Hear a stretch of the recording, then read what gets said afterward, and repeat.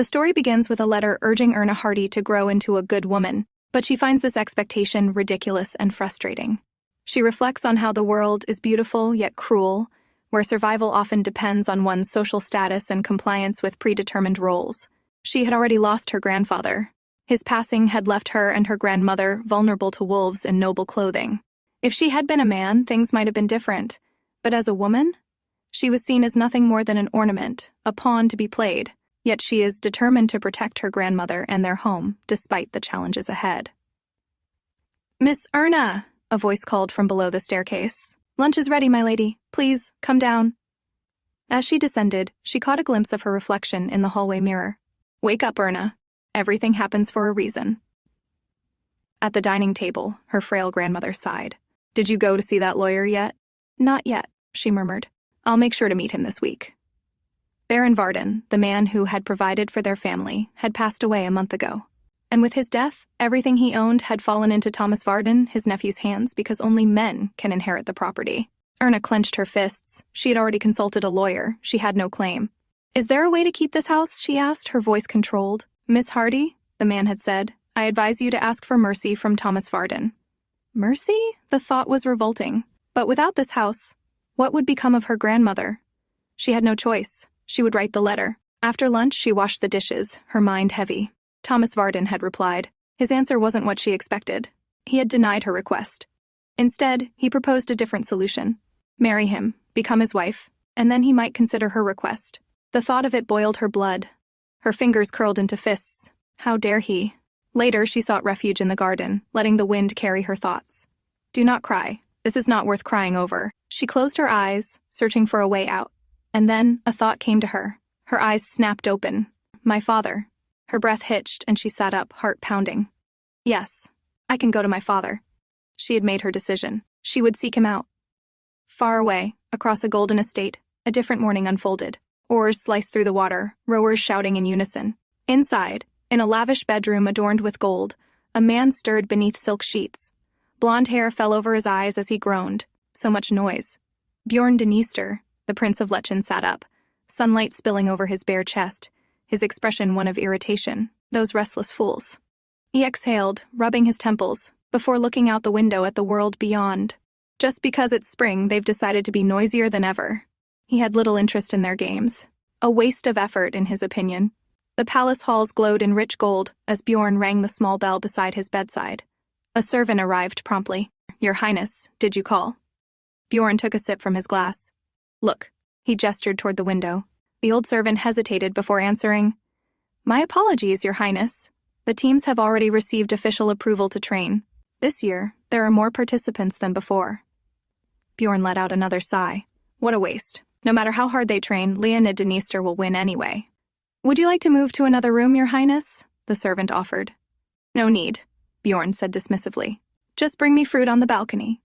Steam rose in swirls around him as he soaked in the grand palace bath, his mind adrift. Heish, what a bothersome morning. Later, he reclined on the balcony, savoring a moment of peace. The tranquility was shattered by a firm voice. "Your Highness." Björn's gaze lifted lazily. An attendant bowed before him. "The Crown Prince has arrived." A pair of steady footsteps echoed across the golden halls. A tall figure approached, Lechen Dniester, the Crown Prince of Lechen. His sharp eyes, framed by glasses, locked onto Björn. Björn chuckled. "You came in such a rush you didn't even have time to change?" Crown Prince Leonid, his brother, dropped a newspaper onto the table before him. "Poisonous mushroom?" Björn murmured, reading the bold headline. His face, printed in black and white, stared back at him from the front page. "You didn't know?" Leonid smirked. "It's your latest nickname." Björn only chuckled, taking another bite of his apple. "At least they picked a good picture of me." Leonid sighed, pushing his glasses up. "Gladys is returning to Lechen." Björn's movements slowed, his thoughts unreadable. "What will you do, Björn?" Leonid asked, watching him closely. Björn leaned back in his chair, gaze distant. "I don't know." Gladys Hartford, the once beloved princess of Lars, abandoned by Prince Björn, even loses her child. The rumors swirled, speculation running wild. Would there be a reunion between the forsaken princess and the exiled prince? Björn smirked, setting his apple down. They really do love their gossip. Leonid remained silent, waiting. Björn exhaled, glancing up at the clear sky. "Speaking of mushrooms, the weather today is perfect for them to grow." Leonid frowned. "What are you even talking about?" Elsewhere, Erna stood at the train station, leaving to visit her father. She silently whispered an apology to her grandmother, knowing she had already read the letter she left behind. It was not the proper way for a lady to act, disappearing without a word, but she had no other choice. 11 years had passed. 11 years since she had last seen her father at her mother's funeral. He had become nothing more than a stranger, their relationship reduced to silence. Perhaps even worse than that. This was her last hope. No matter how slim, she had to believe in it. She stepped onto the train. She had to be strong. She had to face this on her own. In the palace, Björn lounged carelessly, draped in fine robes, his platinum hair disheveled from the previous night's indulgence. "Hey, Björn, are you even listening to me?" A noblewoman, adorned in gold and emeralds, stood before him, frustration evident in her piercing gaze. She held a newspaper tightly, its headlines screaming with scandalous rumors. Björn barely spared her a glance, rubbing his temple with a lazy sigh. Her expression darkened. "Why won't you answer me? Is this article true or not? I want to end this. I see no reason to continue our relationship, besides I'll be engaged before spring," she declared, standing tall, exuding both grace and defiance. Björn took another sip of his tea, unbothered, as if her words were nothing but the morning breeze. "Fair enough," he said with a lazy chuckle. "Then congratulations on your engagement, Miss Perez." Björn had chosen her because she was not bad for a casual relationship. He knew eventually they would break up. Her eyes widened in disbelief. "What did you just say?" Björn set his cup down with a soft clink, leaning back against the plush velvet of his chair. "You're the one who wanted to break up first." His voice laced with amusement. "I only granted your request," he replied smoothly. "Isn't that right?" "That's it? That's all you have to say to me?" she blurted out, desperation creeping into her voice. Björn stood up, tilting his head, watching her unravel. He was already bored with this conversation. "You're unbelievable," she muttered under her breath, fists clenched. He bowed with a light smile. "I wish you the best. May you become an excellent countess." As he turned away, stepping out of the lavish chamber, he was met with the sharp, knowing eyes of Mrs. Fitz, his longtime caretaker. "Mrs. Fitz," he sighed, rubbing his temple. Björn grinned. "Are you here to tuck me in?" "If you wish," she retorted, "but I highly doubt you'll have time. You must leave for the train station immediately." He blinked. "The train station?" "Her Majesty the Queen is arriving soon," Mrs. Fitz informed him. Björn exhaled heavily. "Ah, I forgot that was today." As the train neared its final stop, Erna clutched her suitcase tightly. The bustling city of Schubert unfolded before her eyes, vibrant and overwhelming. This was her birthplace, yet it felt foreign after so many years away. The station was packed with people, an ocean of unfamiliar faces pushing and pulling in all directions. The moment she stepped onto the platform, chaos erupted. Gasps and whispers spread through the crowd like wildfire. "Look, it's him, isn't it?" Confusion filled her mind. Who were they talking about? Why was everyone looking in one direction? As she was thinking, an unseen force pushed her forward. Then she saw him. A man dressed impeccably in black stood at the end of the platform, a striking figure amidst the crowd. He adjusted his hat with a graceful tilt of his head, revealing sharp features and piercing eyes that met hers. The world seemed to still. She could only stare, her breath caught in her throat. "Make way!" a soldier's voice rang out, urging the crowd to step back. The people obeyed, parting around him as though clearing a path for royalty. She could only watch as he moved forward, his gaze unwavering. But as he neared, his expression shifted. His eyes scanned her attire, lingering on the delicate lace and outdated fashion. "She looks like she's from another era," he thought, unimpressed. A scoff broke through the murmurs. "I thought someone important was arriving," a man muttered. "Turns out it's just that problematic prince." He looked back at the man's words. But then, he did something unexpected. A faint smile touched his lips. And just like that, he turned away, disappearing into the sea of people. She was so surprised. He was so dignified to respond with a smile at such harsh words. As night fell, the glow of street lamps illuminated the bustling city. She wandered, the unfamiliar streets stretching before her like an intricate maze. A grand fountain stood at the city's center, its cascading waters shimmering under the moonlight. She exhaled, exhaustion setting in. She sat on the stone ledge, her fingers grazing the muslin fabric of her dress, a cherished piece sewn by her grandmother's hands. Her thoughts drifted to the past, to the teachings of her grandmother. "No matter where you are, always carry yourself with grace," she had always said. Despite bearing the name Hardy, Erna had been raised as a lady, taught to uphold dignity and poise by the elegant duchess. Looking around, she marveled at the beauty of Schubert. "This city, it's even more stunning than I imagined," she thought. But as the realization of time struck, panic set in. "It's already this late," I can't arrive too late. Determined, she took a deep breath and straightened her posture. No matter what, I must continue forward, she whispered to herself, stepping forward with renewed resolve. Meanwhile, at a grand banquet hall, a woman in an extravagant red gown scolded her brother.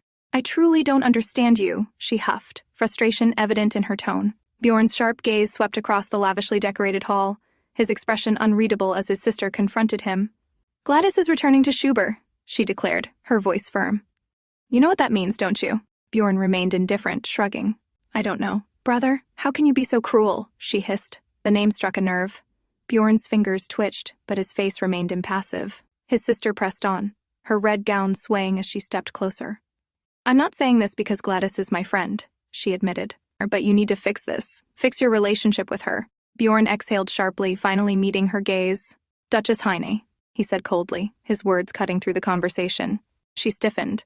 What are you? Your husband is looking for you. His tone was dismissive. It would be best if you returned to him. Duchess Heine's face twisted with disbelief. Bjorn had shut her down effortlessly. Bjorn, get over here, a man called. What's wrong with him? Bjorn asked. Lost a fortune in a scam, another explained. He invested in foreign stocks, but it turned out to be a fraud. One of the victims was Viscount Hardy, someone muttered. He's on the verge of bankruptcy. Almost took his own life. Bjorn's eyes landed on a familiar sight, a bouquet of lilies of the valley. That's the same flower. His thoughts trailed back to a memory. The wedding bouquet of Gladys. His gaze drifted further into the distance, locking onto a particular figure. The girl from the station, the one with the outdated fashion, the out-of-place mannerisms. She was wearing lilies of the valley. Bjorn's smirk returned, from her bonnet to her gown. Everything about her seemed untouched by time. Erna finally arrived at her destination. The grand mansion stood illuminated under the moonlight. She inhaled deeply, steadying herself. This is my father's house, she reminded herself, willing her courage to hold. A fiery-haired woman, adorned in regal purple, glared at her husband with narrowed eyes. What will you do with that child now, my dear husband? She sneered. After all, she is your daughter, Erna Hardy. The man, weary and burdened with regret, remained silent. He had long buried the existence of his daughter, dismissing her as a forgotten past. Moments earlier, the household had been thrown into disarray. Your daughter has come to visit. The butler's voice was calm yet commanding. Hello, father. The words hung in the air like a ghost of the past. Recognition flickered in his eyes. Erna. She didn't give him time to recover. Stepping forward, she bowed her head slightly, her voice steady. Father, I beg you. Please save the Varden family estate in the countryside.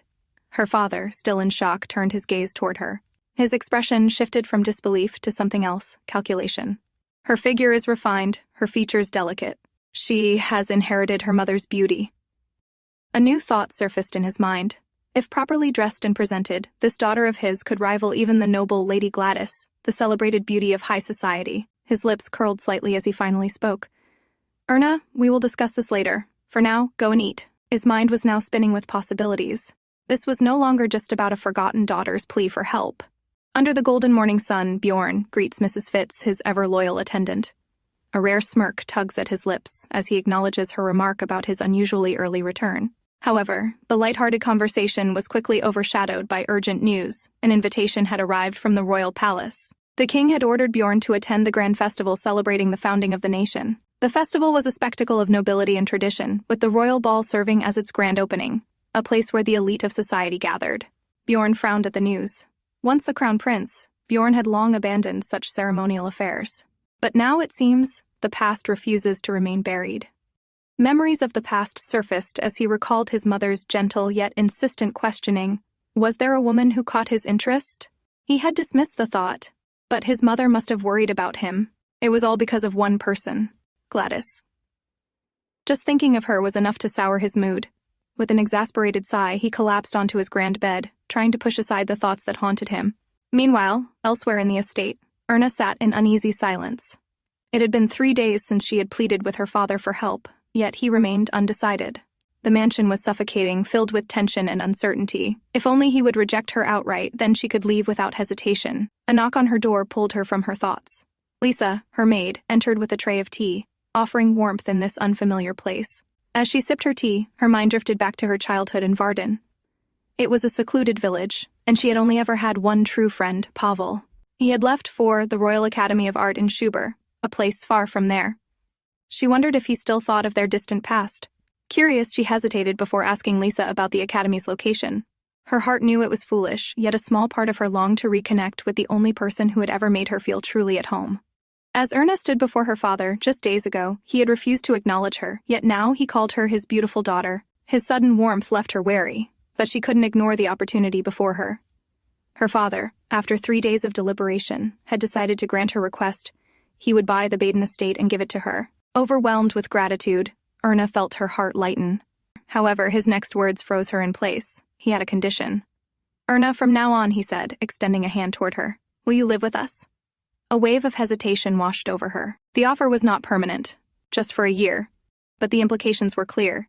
He wanted her to step into high society, to integrate into noble life, and to be molded under his wife's guidance. The thought of staying under the same roof made her stomach twist.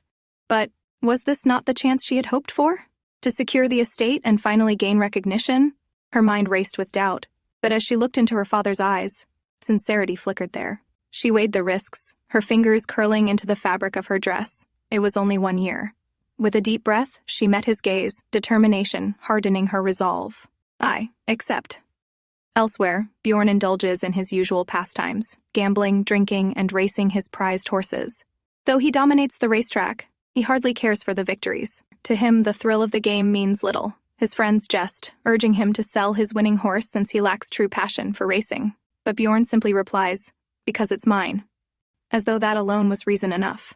The conversation soon shifted. His friend leaned in conspiratorially, mentioning a beautiful servant girl at the Hardy residence, and a name caught Bjorn's attention: Hardy. He remained silent, his mind replaying the name over and over again. Hardy. Lately, he had been hearing that name far too often. He stood, brushing off the amused protests of his companions. Without another word, he exited the cafe, his coat swinging over his shoulder as he stepped into the sunlight. Meanwhile, in the grand estate of the Schuber family, an ominous plan was in motion.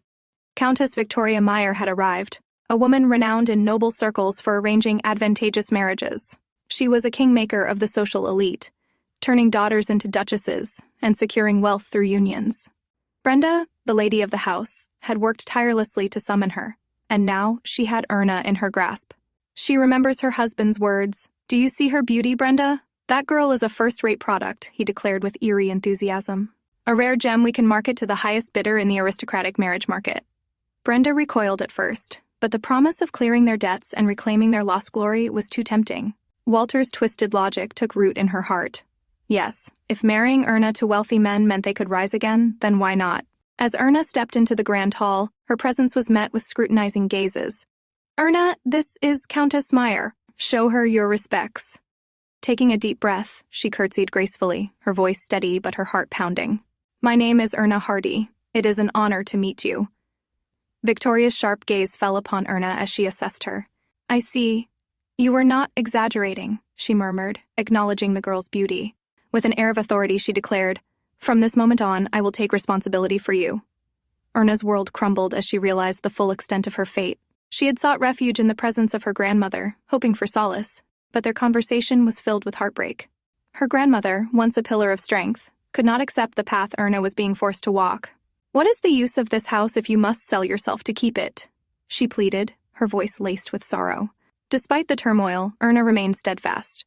She would protect what little remained of her family's legacy, even if it meant sacrificing herself. But deep within her heart, doubt gnawed at her. Was this truly the future she desired? As she sat in her chambers, a quiet moment of respite arrived in the form of Lisa, a kind-hearted maid who offered her a warm cup of tea. Erna gifts Lisa a delicate flower she crafted herself, an act of kindness that cements her unique personality. "Wow, this is beautiful. You are so talented, Miss Erna," Lisa gushed, her eyes sparkling with excitement. Erna chuckled softly, offering the flower to her. "If you like it, you can have it. Consider it a gift. You can use it to decorate your hat or wear it as a brooch." Lisa hesitated, then beamed with gratitude. "Thank you so much, miss. I'll treasure it." In return for the thoughtful gift, Lisa enthusiastically suggested a stroll through the town to help Erna familiarize herself with the city of Schuber. As they ventured out, the town unfolded before them.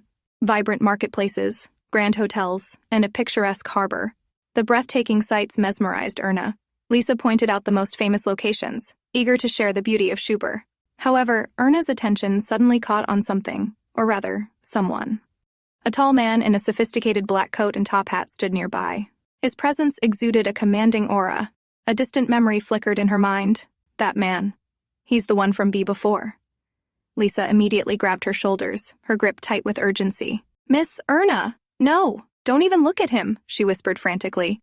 Erna turned to her, confused. "Lisa." I know he's handsome," Lisa said, reading Erna's expression. "But you must never look at him, let alone get involved with him." "Is he dangerous?" Erna asked, her voice low. Lisa's gaze was thoughtful. "More than dangerous. He's not an ordinary man, he's like a poisonous mushroom. Beautiful on the outside, but if you consume it, you die." The grand ballroom was soon to witness an important event, Erna's social debut. The dazzling gown prepared for her was elegant yet revealing. Lady Victoria was resolute. Erna would wear it no matter what. So Lady Meyer turned to the young maid, Lisa, ordering her in a threatening tone. "Make sure Erna wears this dress or you will be dismissed." Meanwhile, in another grand estate, a prince prepares for the same event. He adjusts his cufflinks, secures his tie, and surveys himself in the mirror. "It's done, Your Highness," his servant confirms. The prince, with striking silver hair and cold eyes, looks effortlessly regal in his finely tailored black and gold suit. "You must not be late," a stern older woman reminds him. The prince smirks slightly. "Does it really matter? Being late might actually be preferable," he muses, stepping towards his carriage. Another carriage struggles through the night, carrying a reluctant young lady. Inside, Erna grips the layers of her gown, her heart heavy with dread. "I do not want to attend this ball. I wish the carriage would stop forever so we'd never have to arrive," she thinks despairingly. She lowers her head.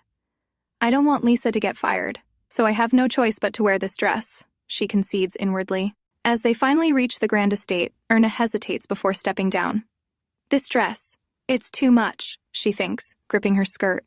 "I just want to disappear." The moment she enters, Lady Victoria, in an extravagant yellow hat, glares at her furiously. "Viscountess! Why are you so late? Even lateness has its limits." Erna bows slightly, voice trembling. I'm sorry. There was an accident on the way." Her excuse is brushed aside. "And what is with that shawl?" Erna instinctively clutches the fabric draped around her shoulders. "I didn't want to come without it. I just couldn't," she murmurs. But before she says anything else, Lady Victoria pulls her with her. "Follow me," she commands. As the grand ballroom doors creak open, the grand entrance of Viscount Hardy's family is announced to the entire gathering. Erna, draped in an ethereal white gown, steps inside, her hands trembling as she clutches at her chest. Lady Victoria, noticing her hesitation, pushed her inside, removing her shawl in the process. All eyes turn toward the entrance, where a young woman, Erna Hardy, clad in an elegant white dress, felt the weight of the moment pressing down on her chest. Whispers fill the air, some admiring, others questioning her delayed debut. Her heart pounded as she took hesitant steps forward. A gentle tug on her hand brought her out of her daze, and she realized with horror. Her shawl, the only thing giving her a sense of modesty, had slipped from her shoulders. Panic surged through her veins. "Where is my shawl?" Her mind spiraled as her breath quickened. The whispers grew louder. "Is that really the Viscount's daughter? She's breathtaking. I heard she was ill and lived in the countryside. No wonder she looks so timid." Erna's chest tightened, and the dizziness threatened to overtake her. "I can't breathe." Then another voice rang out, deep and commanding. "The Grand Duke Schubert has arrived. His Highness Prince Björn has entered the ballroom." The air shifted as the towering figure of Prince Björn stepped into the hall, his piercing golden eyes, exuding authority and cold detachment, until they landed on her, the girl who stood directly in his path, completely unmoving. He frowned, his eyes narrowing slightly. "Who is this girl? Why is she just standing there, frozen in place?" From across the room, Viscount Hardy's wife watched in horror. Before anyone could intervene, her body wavered. Her vision darkened, and suddenly, her knees gave out. Gasps echoed through the grand hall as the nobles watched in shock. In one fluid motion, the prince caught her, his arms wrapping around her delicate frame. Erna gasped, her fingers trembling as they grasped onto his black suit, desperate for stability. Bjorn studied her, his brows furrowing slightly as he felt the erratic rise and fall of her chest. "She's struggling to breathe." His grip tightened around her waist, holding her steady as he leaned in, his voice low but firm. "Calm down," he murmured. "Breathe. Slowly." His voice was steady, grounding her in a way she didn't expect. Her eyes fluttered open, locking onto his. Golden eyes met wide, frightened blue ones. It was just the two of them. His hand gently cradled the small of her back, his presence unwavering, commanding. "Breathe," he repeated, this time softer. "Slowly. She obeyed, inhaling deeply, her breath shaky but following his quiet command. Her vision slowly cleared. But then realization struck her like lightning. She had just collapsed into the arms of the Grand Duke himself. Panic flooded her once more. She jerked back, quickly stepping away, her cheeks flushed red. She lowered her head in deep embarrassment and stammered, I apologize, Your Highness. Please forgive my rudeness." Prince Bjorn remained silent for a moment, his golden gaze unreadable. Before he could say anything, a familiar authoritative voice cut through the moment. "Your Highness, I must deeply apologize for Lady Hardy's mistake." Prince Bjorn's gaze flickered briefly toward the Countess before returning to the young woman before him. His sharp eyes narrowed slightly. Countess Meyer. His mind pieced together the situation swiftly. "I nearly fell into the matchmaking trap of the most notorious schemer in Lechen." As Erna sat in a nearby chair, her gaze drifted toward the grand hall, where two imposing figures caught her attention. "Those two, the famous twin princes!" Her eyes widened as she identified them, Prince Bjorn and Crown Prince Leonid. Though nearly identical in appearance, their personalities could not have been more different. Prince Leonid is a rigid, disciplined man, like a soldier through and through. In contrast, Prince Bjorn carries himself with a more relaxed and charismatic demeanor, making him far more sociable. As she connected the pieces in her mind, she recalled past encounters. Then, the man I saw at the train station, and in front of the hotel, her breath hitched. That was Prince Bjorn. The poisonous mushroom, she muttered under her breath, a nickname that had long been whispered about him. Her thoughts were abruptly interrupted when Prince Bjorn turned to face her, his sharp golden eyes meeting hers. Suddenly, her reaction did not go unnoticed. "Isn't that the young lady from before?" Prince Leonid asked his brother, curiosity laced in his tone. "Is there something going on between the two of you?" Bjorn remained unfazed, simply responding, "Not at all. If the Crown Prince of Lechen is interested, I could help you win her over." Bjorn smirked, dismissing his brother's jest. "You're crazy. I was merely asking if you knew her. If not, then forget it. I'm leaving." Bjorn, watching from afar, sensed the hidden schemes at play. "If I didn't already know the names Hardy and Mrs. Meyer, I might have already fallen into their trap. I never expected that girl to be so skilled at acting frail, even to the point of breaking out into a cold sweat." He sighed inwardly. "I wonder which foolish man will fall for their little game next. Well, that's none of my concern." Meanwhile, outside the grand hall, under the moonlit sky, a discussion was taking place within a lavish pavilion. The king, adorned in regal attire and a golden crown, leaned forward with a contemplative gaze. "We need to get him married again. After much consideration, I believe it is what's best for him." His words held an air of finality. "What do you think?" The queen, equally adorned in royalty, sat across from him. "Your Majesty, it seems you still don't know your son very well." Her piercing gaze met his. "Do you really think Bjorn will follow your wishes? I once asked him if there was any woman who caught his interest." "Do? You know what he said?" He said, "Divorcing once wasn't enough." The king sighed. A solemn silence settled between them. "Yes, I understand his feelings." He finally spoke again, his voice softer now. "After everything he has been through, everything he has sacrificed, he has chosen to live this way." As his words trailed off, the memories faded to the image of a sorrowful Bjorn. "I will step down as crown prince, and I will also divorce her." Despite understanding his son's reluctance, the king was convinced that Bjorn must marry again. The queen, wise and perceptive, reminded him that forcing Bjorn into marriage was not the answer. This time, the choice of bride should be left entirely to Bjorn. If he chose his own partner, there would be no issues, at least in theory. As they pondered over the situation, the topic shifted to Lady Hardy. Prince Leonid had assured them that Bjorn and Lady Hardy were not acquainted, but the king seemed to consider whether she could be the one to melt Bjorn's icy heart. The queen placed her teacup down and reassured the king that he need not worry. Bjorn would never reunite with Gladys, his former wife. Elsewhere, the elegant blonde woman in a striking blue gown made her entrance. Bjorn turned his head sharply, his golden locks falling messily over his piercing eyes. Mrs. Fitz stepped forward, her posture stiff with formality. "Forgive me, Your Highness, but we were merely—" Bjorn cut her off with an indifferent shrug. "I know." His voice was cold, distant. Without another word, he strode toward his private quarters. Silence enveloped the room, interrupted only by the faint creak of the door. "Bjorn." Her voice was soft, yet carried an undeniable weight of familiarity. Bjorn leaned against the doorframe, his lips curling into a smirk that didn't quite reach his eyes. "How have you been?" "My former wife." His words are casual, but they carry a sharp edge. Bjorn casually takes a seat, his presence filling the space as he leans back on the luxurious couch, exuding an air of control. Forgive me for coming unannounced, but I thought it best to talk here rather than anywhere else. Bjorn, observing her reaction, watches as she grips the fabric of her dress tighter. Finally, she breaks the silence, voice trembling. I came to apologize, she says. I truly regret everything that happened. Bjorn's expression remains unreadable, though his silver eyes flicker with something unreadable. As far as I know, our relationship is over, Princess, he states coldly. There's nothing left between us. The weight of his words hangs in the air as he lifts a cup of tea, sipping it with an air of indifference. After all, isn't it only fair that everyone gets what they deserve? Bjorn places his cup down with a quiet clink, his smirk deepening. Isn't that the principle you always lived by, Gladys? His voice is laced with amusement, but the bitterness beneath it is undeniable. Seeing you again is a pleasant surprise, but honestly, it's a bit boring. You're still the same as before. She stiffens at his words, her heart pounding. Bjorn leans back slightly, his smirk never wavering. So, what do you really want? He asks. You didn't come all the way to Lechen just to apologize, did you? Gladys hesitates, her hands tightening over the folds of her dress. Did King Lars send you?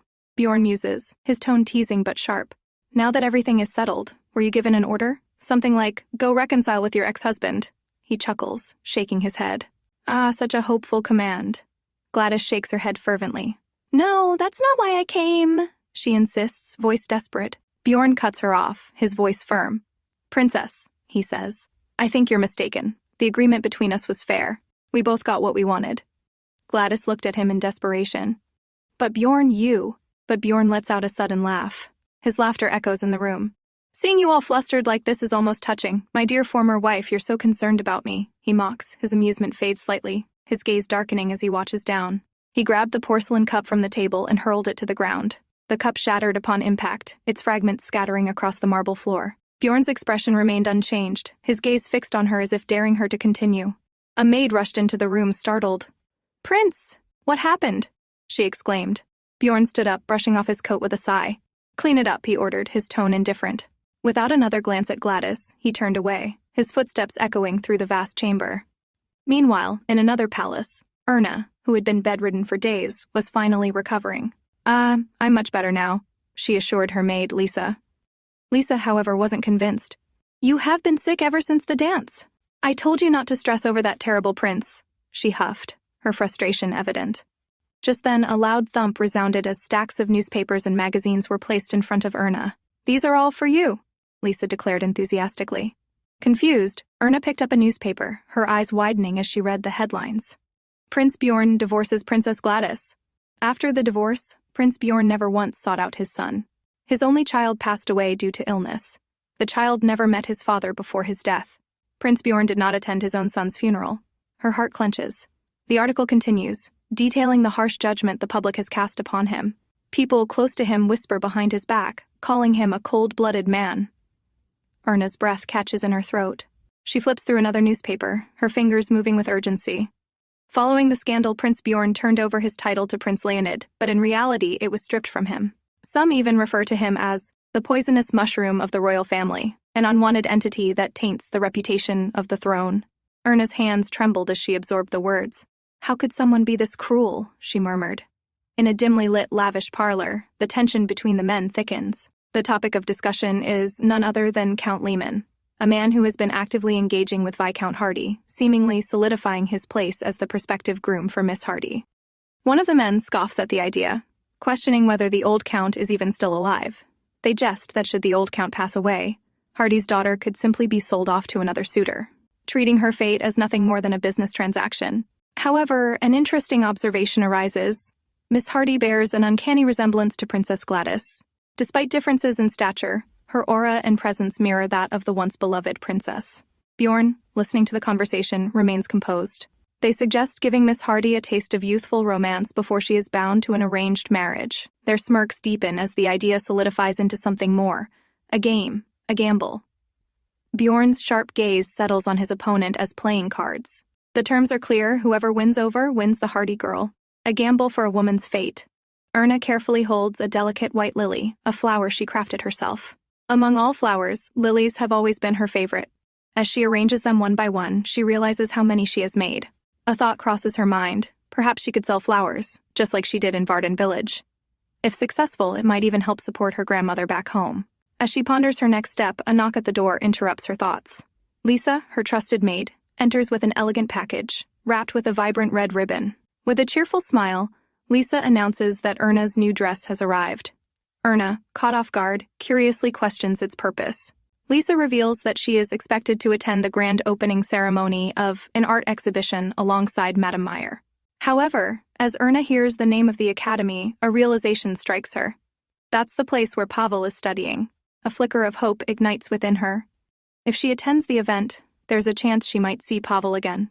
Dressed in the elegant blue gown, Erna arrives at the Royal Academy of Arts. However, she soon finds herself under the scrutiny of Countess Meyer, who is less than pleased with Erna's performance. The Countess sternly warns Erna that her actions reflect not just on herself, but also on the Countess's reputation. Feeling overwhelmed by the pressure, Erna struggles to remain composed. She steps away, gasping for air as the eyes of the crowd make it hard for her to breathe. The expectations are suffocating, but she reminds herself that as a lady of the Varden family, she cannot waver so easily. Just as she gathers herself, a rustling sound distracts her. She turns toward a beautifully adorned rose garden and spots a figure with striking red hair and a strong, broad back. Her heart skips a beat. Could it be him? With a mix of disbelief and desperate hope, she calls out his name. Pavel? The man does not turn around, continuing his path through the rose garden. Erna, fueled by desperation, picks up her dress and runs after him. Pavel! She reaches the end of the path, but the red-haired man is gone. Nearby, another figure, a young man with silver hair, lay resting beneath the dappled sunlight of a tree, his peaceful slumber disrupted by Erna's frantic cries. Gasping for breath, she came to an abrupt stop, her heart pounding in her chest. He watches as Erna struggles to catch her breath. Erna Hardy, he murmurs to himself. I couldn't catch up to him. I couldn't even confirm if that was Pavel, Erna murmured. Meanwhile, Bjorn studies her with intrigue. Because of her, I couldn't enjoy my afternoon nap, he muses. Erna, still lost in her thoughts, slowly turns her gaze toward him, only for their eyes to lock in an unexpected moment of realization. Ah, Your Highness, Erna stammered.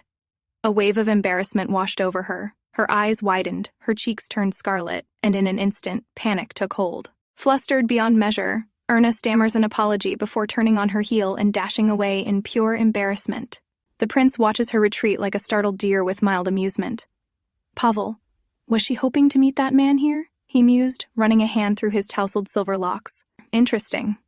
His attention drifted downward toward the hanky she had left behind. He smirked. A rather old-fashioned trick, he murmured. Back in the art academy, Erna returned with embarrassment. Why does she always seem so clumsy in front of the prince? Oh my, look! Princess Gladys has arrived! Another voice cut in, drawing all attention toward a stunning figure clad in gold and ivory, her beauty regal and refined. The room seemed to shift, admiration and intrigue swirling around her. Erna swallowed hard and forced herself to keep moving. She's truly stunning, Erna admitted to herself. They say she visited the Grand Duke's estate yesterday, one lady remarked. But why? Another questioned. Shouldn't she despise her ex-husband after everything he did to her? If that tragic incident had never happened, she would have been our queen by now. Another noble sighed wistfully. Erna listened, struggling to make sense of the fragmented rumors. Then, as if sensing the intensity of the conversation, the prince himself entered. A cold hush fell over the room. Princess Gladys turned, her breath catching in her throat. There he was, Prince Bjorn, dressed in black and gold, his sharp gaze scanning the hall with an unreadable expression. The grand hall buzzed with murmurs and whispers as Prince Bjorn streamed into the royal exhibition. Across the hall, Gladys, with her golden curls cascading down her back, stood poised and regal. Bjorn's lips parted slightly, his mind reeling with thoughts. I thought she understood what I meant back then, but it seems I underestimated her. And now, she's here, standing tall as if she's reclaiming what was once hers. Bjorn smirked. So, you want to take back your place? Fine. Let's see if you can. As Bjorn made his way through the hall, his presence commanded attention. Nobles watched as he approached Gladys, their breaths held in anticipation. Few days ago, they sat around a table. Bjorn, calm and calculating, stacked his chips before him. The game begins at the Royal Art Exhibition and ends at the rowing competition, one of the men declared. The wager? Whoever could watch the fireworks with Erna on the Arbit River would be deemed the victor. The stakes were high, not just in money, but in pride and power. One by one, the others joined in, laughing. Then everyone turned to Bjorn. You are in 8? They asked. He remained silent. It doesn't work if the king of bets himself didn't participate, they complained. Putting Bjorn's stack of chips in, taking his silent agreement, Sure, I guess I can give it a try, Bjorn mused. Back in the ballroom, rather than stopping before Gladys, Bjorn turned slightly and directed his gaze toward another, Erna. Bjorn stood before her, his golden tie reflecting the opulence of his status. Erna was visibly flustered. She hadn't expected Bjorn to notice her, let alone approach her. There you are, my lady, you left this in the garden, he said smoothly, handing her the embroidered handkerchief she had unknowingly dropped earlier. Gasps echoed through the hall as Erna, face flushed, took the handkerchief with shaking hands. Thank you, she stammered, her face burning with embarrassment. Gladys watched this interaction from a distance, her blue eyes narrowing slightly. Bjorn, catching the slightest movement from Gladys, smirked again and leaned slightly toward Erna, lowering his voice just enough for her to hear. If you do not mind, would you grant me the honor of viewing the paintings with you, miss? Erna's mind spiraled into chaos. What is happening right now? As if the entire ballroom had been struck by lightning. All eyes were now fixed on Erna. The contrast between his composed demeanor and her flustered reaction only added fuel to the growing speculation among the nobles. As he led her away, gasps and murmurs followed, echoing like ripples in water. Some were in awe, others in envy, and a few in outright disapproval. Among them, a group of men glared at him. This man, he acted like he was not interested in the bet and now making the first move, they complained. Meanwhile, across the ballroom, "Who is that girl?" the king inquired, his sharp gaze following Bjorn and Erna's retreating figures. His daughter spoke with composed confidence. "That is Erna Hardy, the daughter of Viscount Hardy," she informed him. "She's the same girl who, at the last ball, used Bjorn to draw attention to herself. She is not of remarkable standing." Meanwhile, Leonid looked confused. What was Bjorn up to? Using the old handkerchief trick? How utterly cheap, Louise interjected. "Enough, Louise. Everyone can hear you," the queen reminded her. "We need to know more about that girl," the queen said, her voice thoughtful. "It seems we must," came the solemn reply of the king. Away from the whispers and prying eyes, Erna found herself standing beside Bjorn, in a breathtakingly grand hall, adorned with vast paintings that stretched from floor to ceiling. Bjorn, standing beside her with his usual air of nonchalance, turned toward her with a subtle smirk. "Are there any other paintings you'd like to see?" Erna took a deep breath, gathering herself. "No," she said, her tone firmer than before. "You invited me to see the paintings together, and now we've seen them all. My role is complete." Bjorn's smirk faltered for the briefest moment before he tilted his head slightly, as if contemplating something. "Stay like that," he ordered, startling her. Then, in a sudden unexpected motion, he leaned in, closing the distance between them.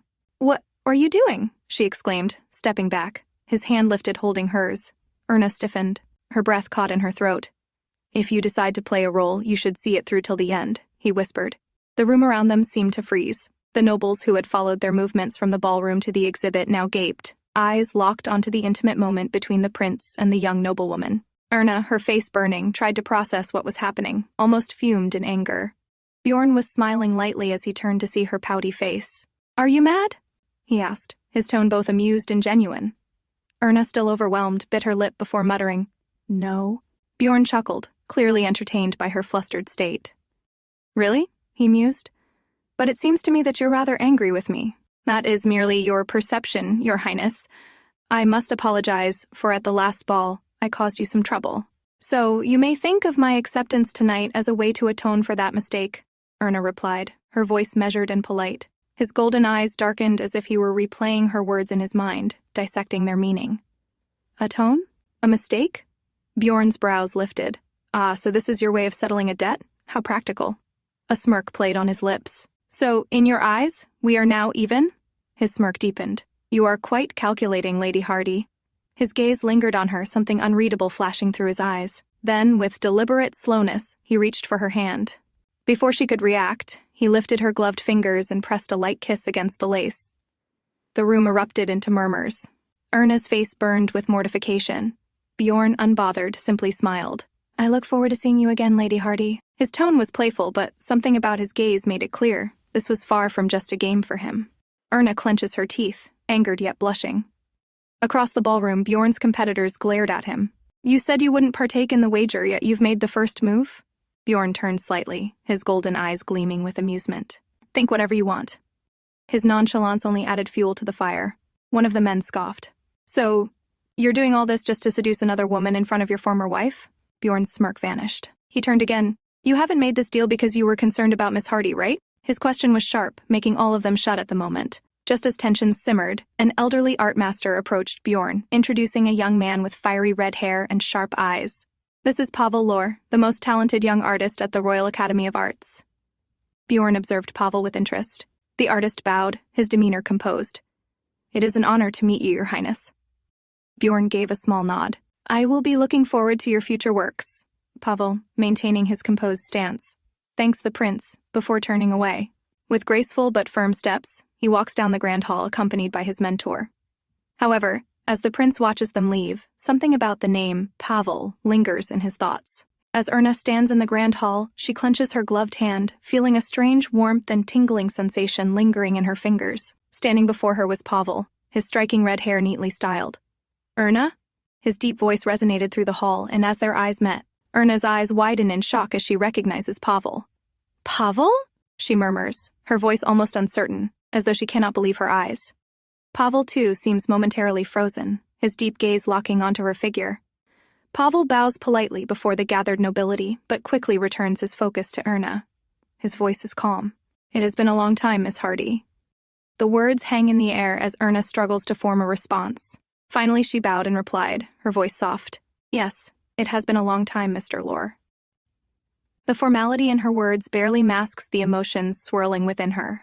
As their conversation is about to continue, Pavel is suddenly called away.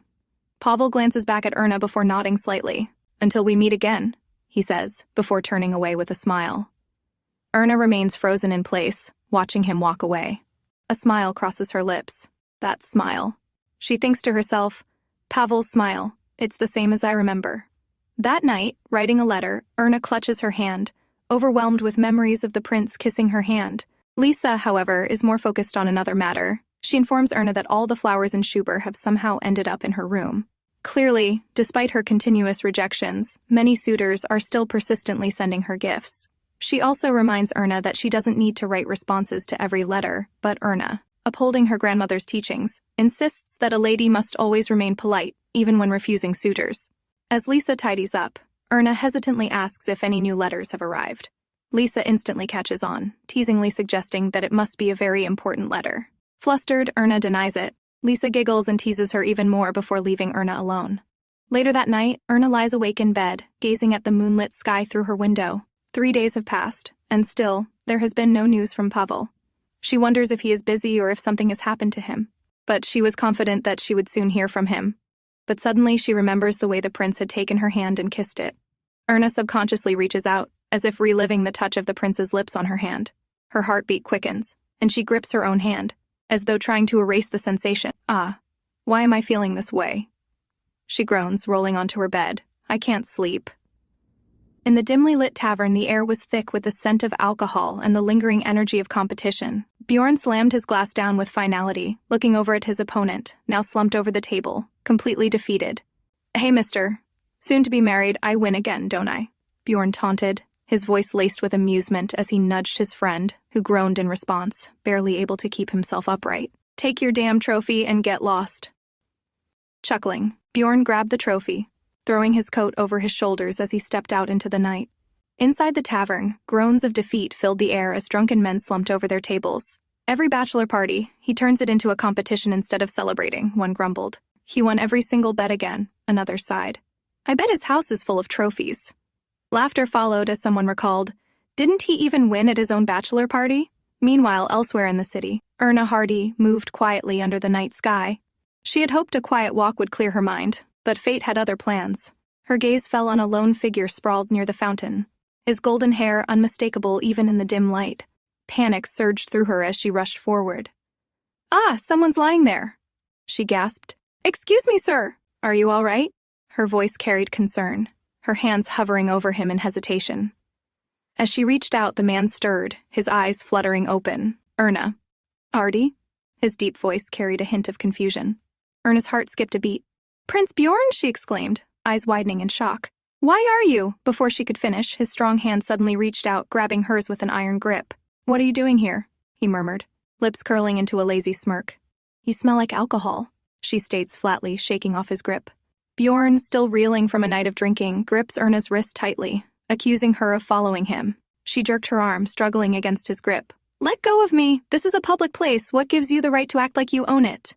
Bjorn chuckled. Public indeed, he mused, tilting his head. Erna's pulse pounded in frustration. Listen, Miss Hardy, he continued, his voice dripping with amusement. Tell me, do you want to sell yourself to me? His words were laced with mockery. Her heart pounded in disbelief. Did he really just say that? Bjorn chuckled at her reaction. Oh, don't look at me like that. You wouldn't be following me around unless you had some ulterior motive, right? You're drunk, Erna hissed. I'll have you know that I find this conversation to be unpleasant. Bjorn tilted his head slightly, watching her with unreadable eyes. He stood up. If you want to make a deal, we need to negotiate first, he mused. Just tell me, how much? He asked. As the tension between them escalated, Erna lifted her gaze. Prince, do you not know when to stop? She said, her voice firm yet hesitant. Bjorn, smirking, leaned casually. Do I look like I do? He countered smoothly, his eyes locked onto hers. I can't believe this man was once the crown prince. She clenched her fists, her thoughts swirling.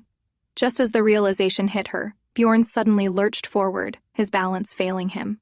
His body went limp, and for a brief moment, everything seemed to slow.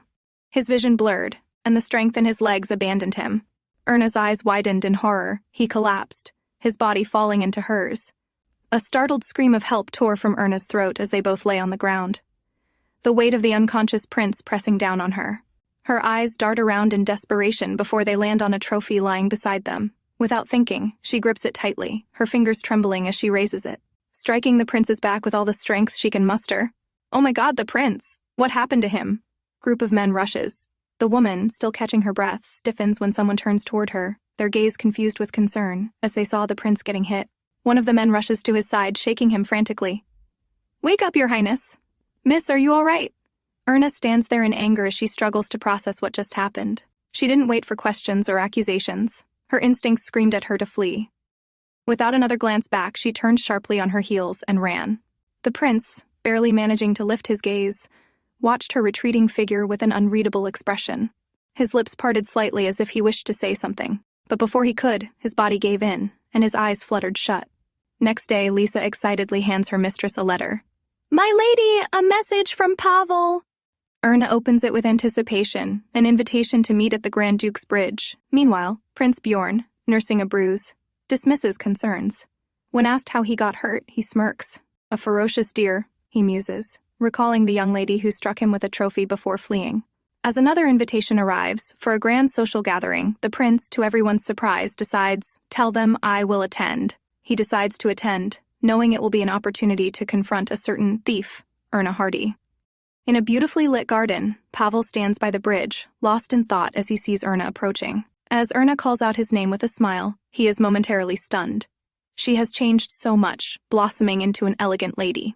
Yet, her warmth remains the same. Her cheerful wave and familiar tone make him chuckle. As they walk together, tension lingers. Pavel knows that Erna's father is pushing for a marriage, willing to auction her off to the highest bidder. His hand clenches into a fist at the thought, he knew, yet he felt powerless to stop it. Meanwhile, in the distance, Bjorn watches from a carriage.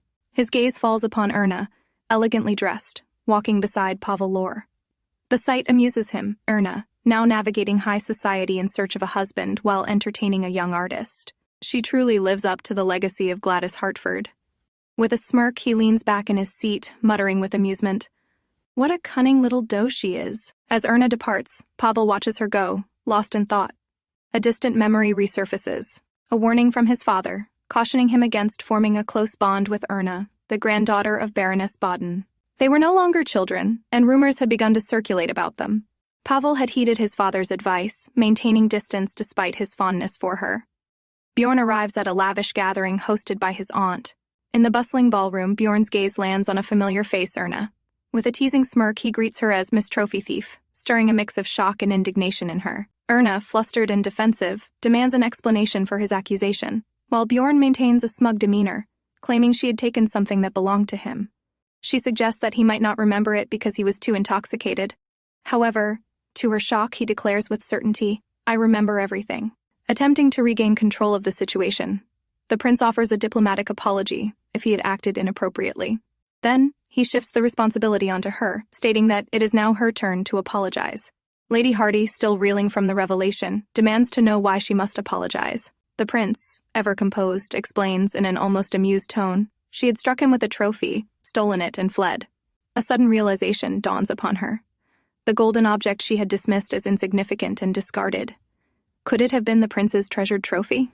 Trying to maintain her composure, Lady Hardy hesitantly admits, "I threw it away." His disbelief evident. "You threw it away?" he echoes. Overwhelmed, she brings her hands to her face, questioning how things spiraled so drastically. Yet, despite the turmoil, the prince extends his hand to her, his expression unreadable. "For now," he states smoothly. "Take my hand, Lady Hardy." His words catch her off guard. I can't dance," she stammers. "This discussion will take some time. We cannot speak privately here without drawing unnecessary attention." His words are logical. With a deep breath, she places her trembling hand into his. Across the ballroom, Gladys trembles upon seeing the prince dance with another woman. Her expression is one of barely concealed fury, her lips pressed into a tight line as she watches the scene unfold. Bjorn, catching sight of her reaction, smirks ever so slightly. He tightens his grip on Erna's hand, guiding her forward. Erna stammers, "Your trophy, was it really made of pure gold?" "Yes," the prince responds. She looks down, trembling, feeling the weight of her mistake. "I will compensate you for your loss, no matter what it takes. It may not be immediate, but if you grant me time, I will." The prince suddenly smiles, a rare, almost amused expression playing on his lips. "Of course," he says smoothly. "I'll gladly accept." A single thought flashes across the prince's mind. He got her.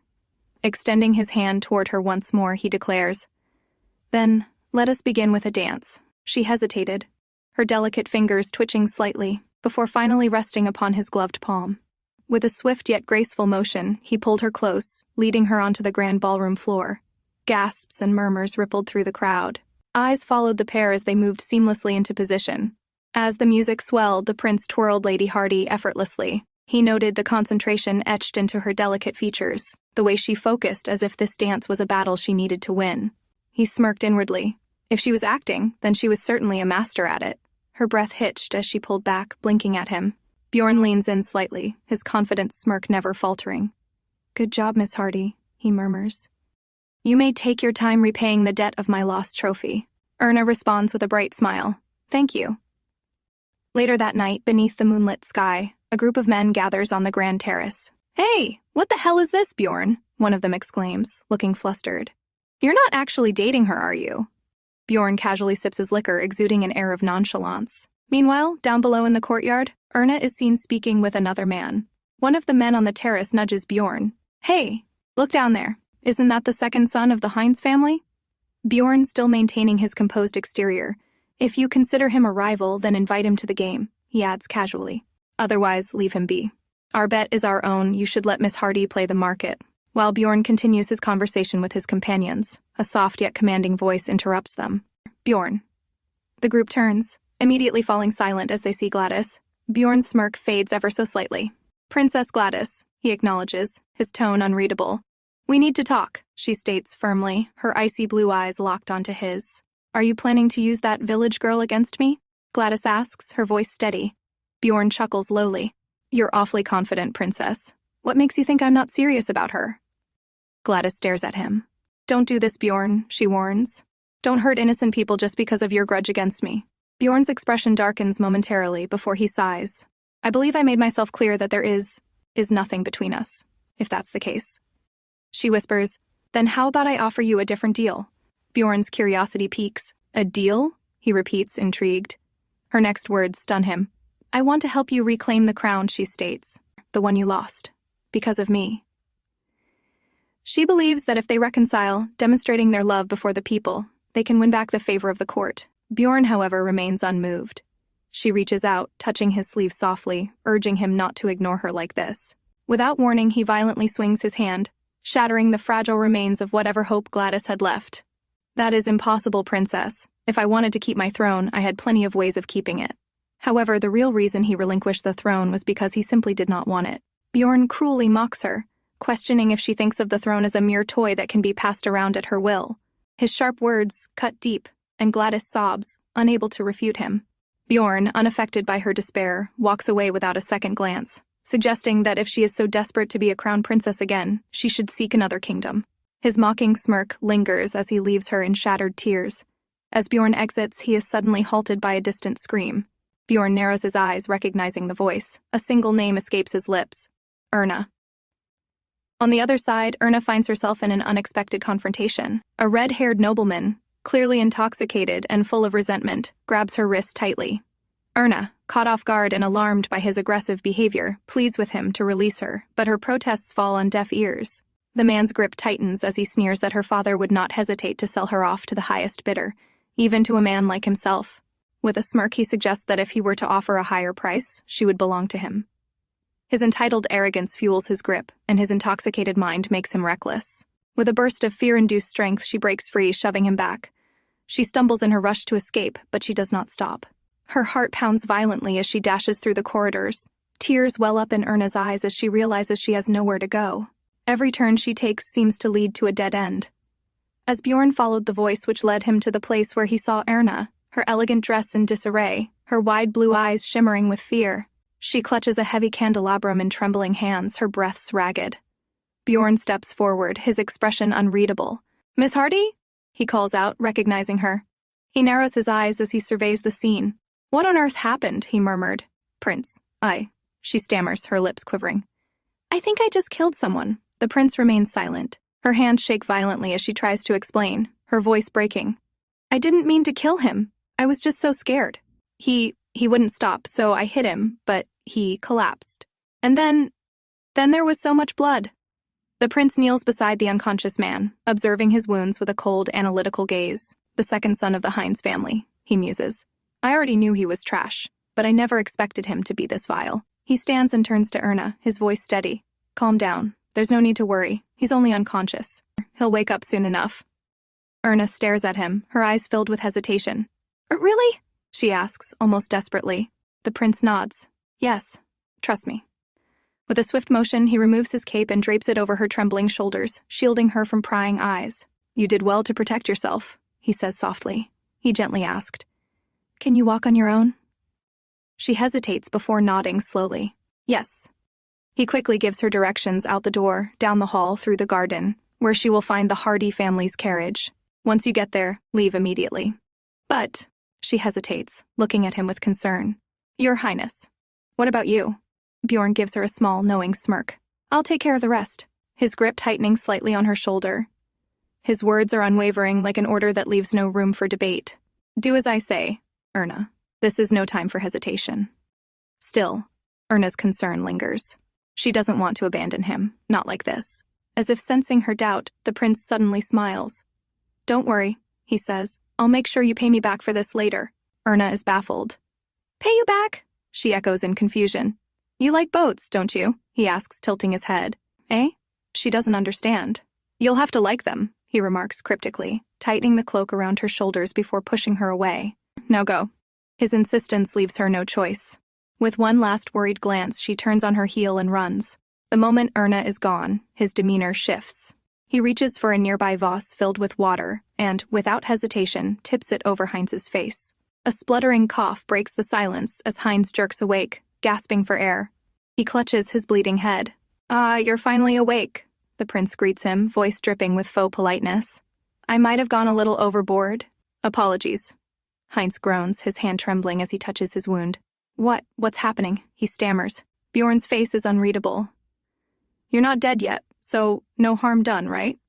Heinz stares at him, horror creeping into his expression. You're insane!" The prince merely chuckles. "Maybe." Without warning, the prince grabs the candelabrum, the very weapon Erna had used, and swings it down, striking Heinz again. Heinz groans in pain. "If I don't hit you enough times, will people truly believe we fought? If I stop now, everyone will assume you were beaten by a woman." The prince's voice is almost mocking now. "Rather than admit you were beaten by a noble lady, wouldn't you rather say you had an unfortunate run-in with the mad prince?" He runs a hand through his hair, exhaling as if this entire ordeal was nothing more than a mild inconvenience. "I suppose this will do," he murmurs to himself, his golden eyes reflecting no sympathy. Later, the prince returned to the ballroom, holding a blood-covered candelabrum. The crowd quickly noticed the blood, and murmurs spread across the room. Moments later, the second son of House Heinz arrived, limping and soaked in blood. He could barely walk and collapsed on the floor. His aunt rushed to him, crying out the prince's name in alarm. Meanwhile, Lisa confirmed that the trophy the prince mentioned was indeed made of gold, which left Erna trembling. So, the prince had been telling the truth. Suspicious, Lisa asked. "My lady, why are you suddenly interested in that poisonous prince?" She then mentioned a new rumor. Apparently, the prince had hit someone again. See? He's dangerous, she added firmly. Erna, feeling guilty, tried to defend him. That rumor, it was because of me. Lisa didn't budge. You shouldn't be swayed by his good looks, my lady. Erna sighed deeply. She owed him now, badly. She had already retraced her steps today, trying to find the prince's missing trophy, but had no luck. And to make things worse, he had taken the blame for her while she ran away that day like a coward. She opened her treasured chocolate box, where she usually saved her money. Of course, it wasn't nearly enough to replace a golden trophy. Her eyes then fell on a flower beside it, and an idea sparked. As usual, the prince was riding in his carriage, on the way to meet his brother, the crown prince. He muttered to himself, "Everyone's talking about me and Erna Hardy," but he didn't mind. In fact, things were going smoothly. Erna might even help him win the bet. As the carriage passed a side street, he noticed someone standing there. To his surprise, it was Erna. When the carriage door opened, she climbed in, holding a big box on her lap. The prince looked at her. "Aren't you going to say anything?" In his eyes, she looked like a walking wedding cake in a pink dress covered in flowers. Erna handed him his evening coat back and bowed. "Thank you, and I'm sorry. You got blamed because of me. I was the one who caused Heinz's injury." The prince casually replied, "Well, that's not entirely wrong. I did hit him." She looked at him, stunned. Why? He gave her a sharp look. Because he deserved it. Inwardly, he wondered, why was she even asking? Did she not remember what Heinz had done to her? "There's no need to apologize," he added. Then Erna took out a delicate handmade flower from her box. "I made this. I plan to sell these to pay you back for your lost trophy." He stared at the flower in disbelief, then asked, "Wait, are you saying you'll pay for something made of gold by selling this?" Erna nodded, eyes steady. "Yes." Bjorn scoffed. "Will you manage to pay me back before I die?" She answered quickly. "It may take time, but they sell at a good price, and I'm good at making them. I've always loved flowers." The prince sighed. He could not deny that she was practically wrapped in them. He looked at the flower again. "Fine. Do as you wish." Erna smiled, relieved. "You can keep this one, as a token." The prince frowned, watching her. This woman always acts so strange, he thought. Later, Prince Bjorn arrived at the palace where Crown Prince Leonid was already waiting. Leonid glanced at him and asked, "You're late. What happened?" Bjorn, still seated and staring at the flower in his hand, replied calmly, "Just had some personal business." Leonid's eyes shifted to the flower. That flower reminds him of Princess Gladys, so he asked, "Did you meet Gladys by any chance?" Bjorn didn't respond. Instead, he tossed the flower into a nearby ashtray, stood up, and said, "Let's move on. I'll take the blame for being late." Leonid watched his twin brother, as calm and composed as ever. He recalled their mother's words. She had warned Leonid to keep an eye on Bjorn, convinced he was up to something. But, looking at him now, it was clear he believed their mother had only said it out of concern. Elsewhere, Erna sat sipping tea, relieved that her handmade flowers were finally selling, thanks to her friend Pavel. She felt better too, knowing the matter with the prince had been resolved. He had accepted her flower, and honestly, she thought it would be lovely to see him wear it one day. She knew Lisa didn't trust the prince and warned her to stay away. Maybe he was bad, but Erna also saw the kindness in him, how he had helped her when she was in trouble. Just then, Lisa returned with payment for the latest batch of flowers. It was better than the last time. They sat together, enjoying their tea, when a sudden order arrived summoning Erna to her father immediately. What could father want so urgently, she wondered aloud. Back at Prince Bjorn's castle, the queen herself had arrived, holding the day's newspaper in her hand. She dismissed the servants and marched into his room. Bjorn looked at her, puzzled. "Mother?" She didn't waste time. "Bjorn Dniester," she said sternly, slamming the newspaper onto the table. "Explain this." Bjorn picked up the paper. His expression hardened as he read the headline. An explosive accusation. The article claimed the prince had met secretly with a noble lady, and while intoxicated, assaulted her. When someone tried to intervene, a fight broke out. Everything was reversed. Bjorn clenched his jaw. He should have punched Heinz in the mouth instead of the face, he thought. But that wasn't all. The article implied that the scandal stemmed from the lady's promiscuity. Rumors swirled that she was scheming to become the next archduchess, making Bjorn the supposed victim. The piece even blamed her for being the obstacle in the prince's potential reunion with Princess Gladys. Many in Lechen now demanded that Prince Bjorn apologize and remarry the princess. Bjorn looked up and said flatly, "Don't take it seriously. The more I'm criticized, the better it is for Leonid's legitimacy as crown prince." But the queen shook her head. "I didn't come here to talk about Leonid," she said, her voice softer now. "I'm worried about you, my first son. You've already sacrificed so much, I just want you to be happy now." Bjorn looked at her quietly for a moment. Then he smiled. "I am content as is, mother." On the other side, when Erna arrived to meet her father, he was furious. He rudely called her name and slammed a newspaper onto the table. "Why did you lie to me that day? You said you were sick. Were you really with the Archduke?" he demanded. Erna looked at the newspaper in shock. The story had flipped completely, painting her as the culprit now. Meanwhile, the queen questioned Bjorn. "Are you serious about Lady Hardy? If you are, I can speak with your father," Bjorn scoffed, taking it as a joke. The queen's expression grew worried. "If you're not serious, then what do you plan to do about the damage to her reputation?" she asked. Bjorn averted his gaze. He didn't have an answer. Back with Erna, she tried to explain. "Yes, I was with the prince, but—" Before she could finish, her father raised his hand and slapped her across the face. At that very moment, Bjorn declared coldly, "Whatever happens to her, it has nothing to do with me." Erna stumbled from the blow. Her father's wife stepped in, trying to stop him. "You can't treat her like this. She has a party to attend tomorrow," her father scoffed. "Party? With this scandal everywhere?" That's when it hit Erna. He planned to sell her off.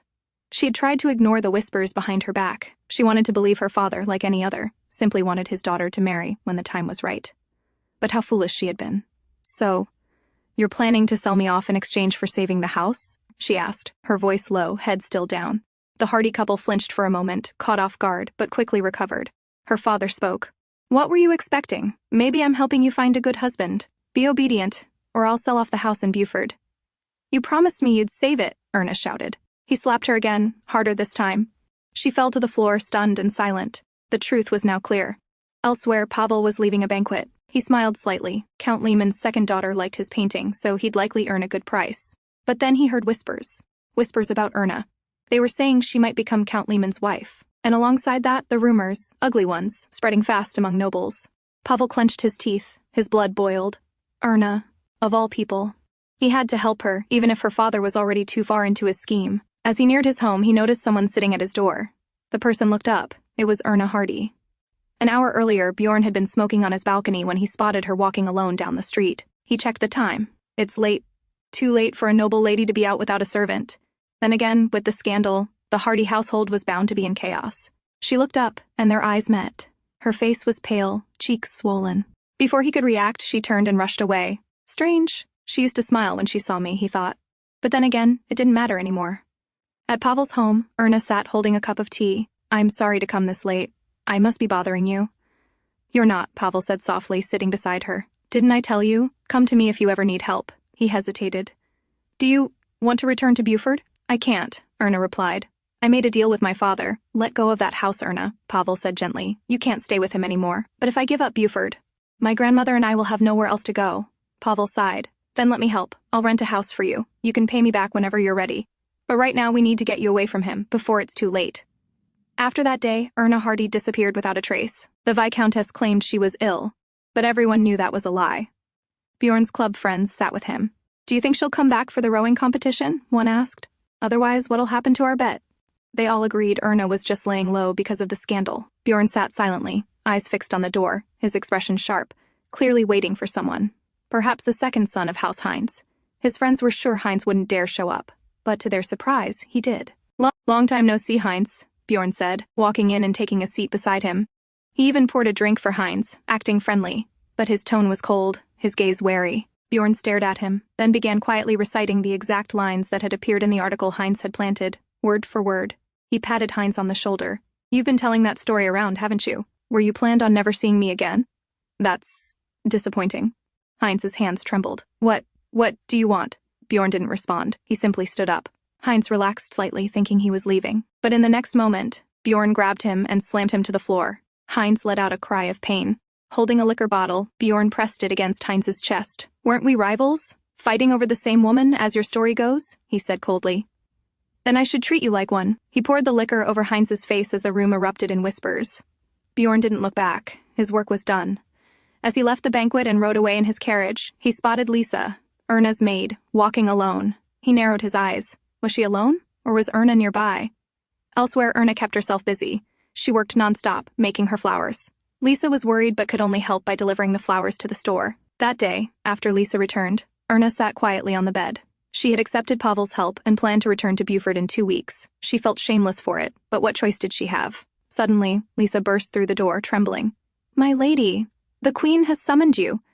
Earlier, the Queen had sent her twin sons to visit their grandmother. Everyone knew that when the Queen gave an order, it was best to follow it, no questions asked.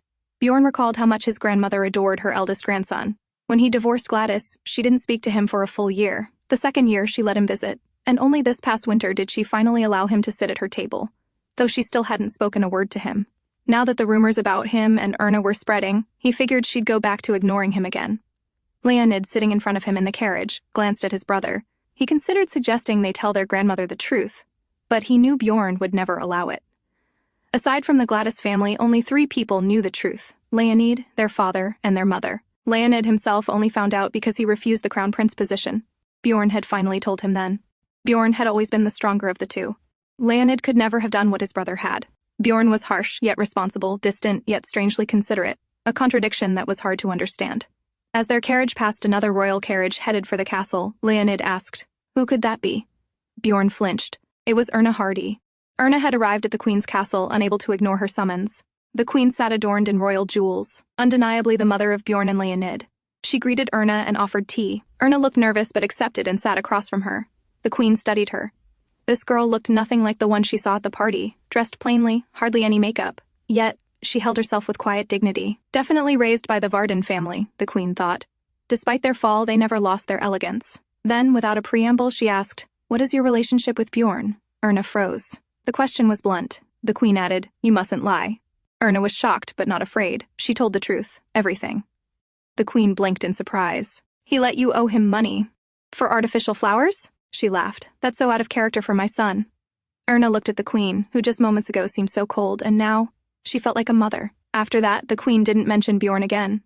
They spoke of other, ordinary things until it was time for Erna to leave. After days of absence, Erna finally made her appearance at a noble social gathering, leaving everyone stunned. Whispers followed her. People called her shameless behind her back. From across the venue, she spotted Prince Bjorn and offered him a polite bow. He returned the gesture from a distance, and with that, the summer rowing competition officially began. Princess Gladys, Bjorn's ex-wife, observed the two and decided to meet the girl who seemed interested in taking her place.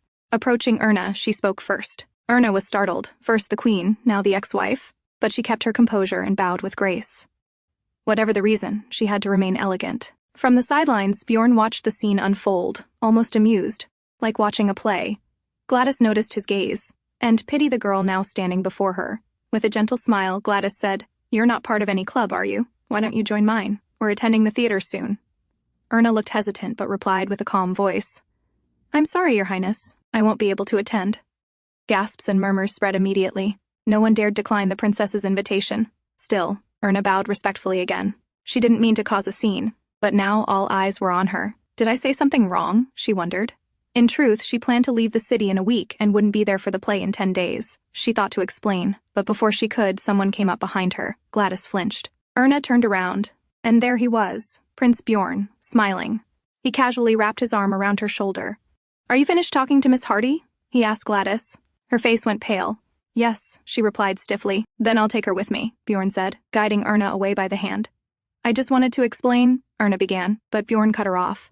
He had no intention of letting her speak further. They arrived at the riverside where the rowing competition was being held. Erna looked at him. "Do you think I was rude earlier?" Bjorn scoffed. "So that's what's been bothering her?" Declining an invitation from Gladys isn't a written crime, but let's just say it's a silent rule. Making her your enemy means every noble lady becomes one too. "I didn't mean to offend," Erna said quickly. "I truly can't attend the play." Bjorn raised a brow. "Why? Do you have other plans?" Erna fidgeted with her fingers. She hesitated, unsure whether to tell him the truth. But he had helped her, and she still owed him. So she took a breath and said quietly, "I'm leaving Schuber in a week." Bjorn was caught off guard. "That's why you declined?" Erna nodded. "I didn't want to make a promise I couldn't keep." "Then why not tell her?" "Because it's a secret," she admitted. "I want to leave quietly." Bjorn let out a laugh. "Are you planning to run away? In the middle of the night, maybe?" He had said it jokingly, but Erna didn't answer. That only made him laugh harder. All this time, he thought, I believe she was working with her father, trying to auction herself off to the highest bidder. Turns out, she's just a naive girl, stuck in a scheme she never asked for and trying to escape it. Erna stared at him, confused. "Did I say something funny?" After his laughter died down, Bjorn asked, "But why tell me your secret? What if I ruin your plan?" Erna shook her head. "You wouldn't do that." Bjorn blinked. "You think you know me that well?" Erna gave a small nod. "You helped me. I'm still in your debt. Even after I leave, I'll find a way to repay you." Bjorn sighed, then grinned. "Then how about we make a new deal, Miss Hardy?" Later, Bjorn and Erna sat in the boat, gliding along the water. Bjorn rowed steadily, finally winning the bet, with Erna by his side. On the riverside, his two friends stood watching in defeat. Well, looks like the Hardy girl finally fell for that pretty face of his, one muttered. The other sighed, annoyed. You're the one who let him join the bet. Why cry about it now? But still, the sulking one muttered. Was it really this easy for him? The other friend shook his head.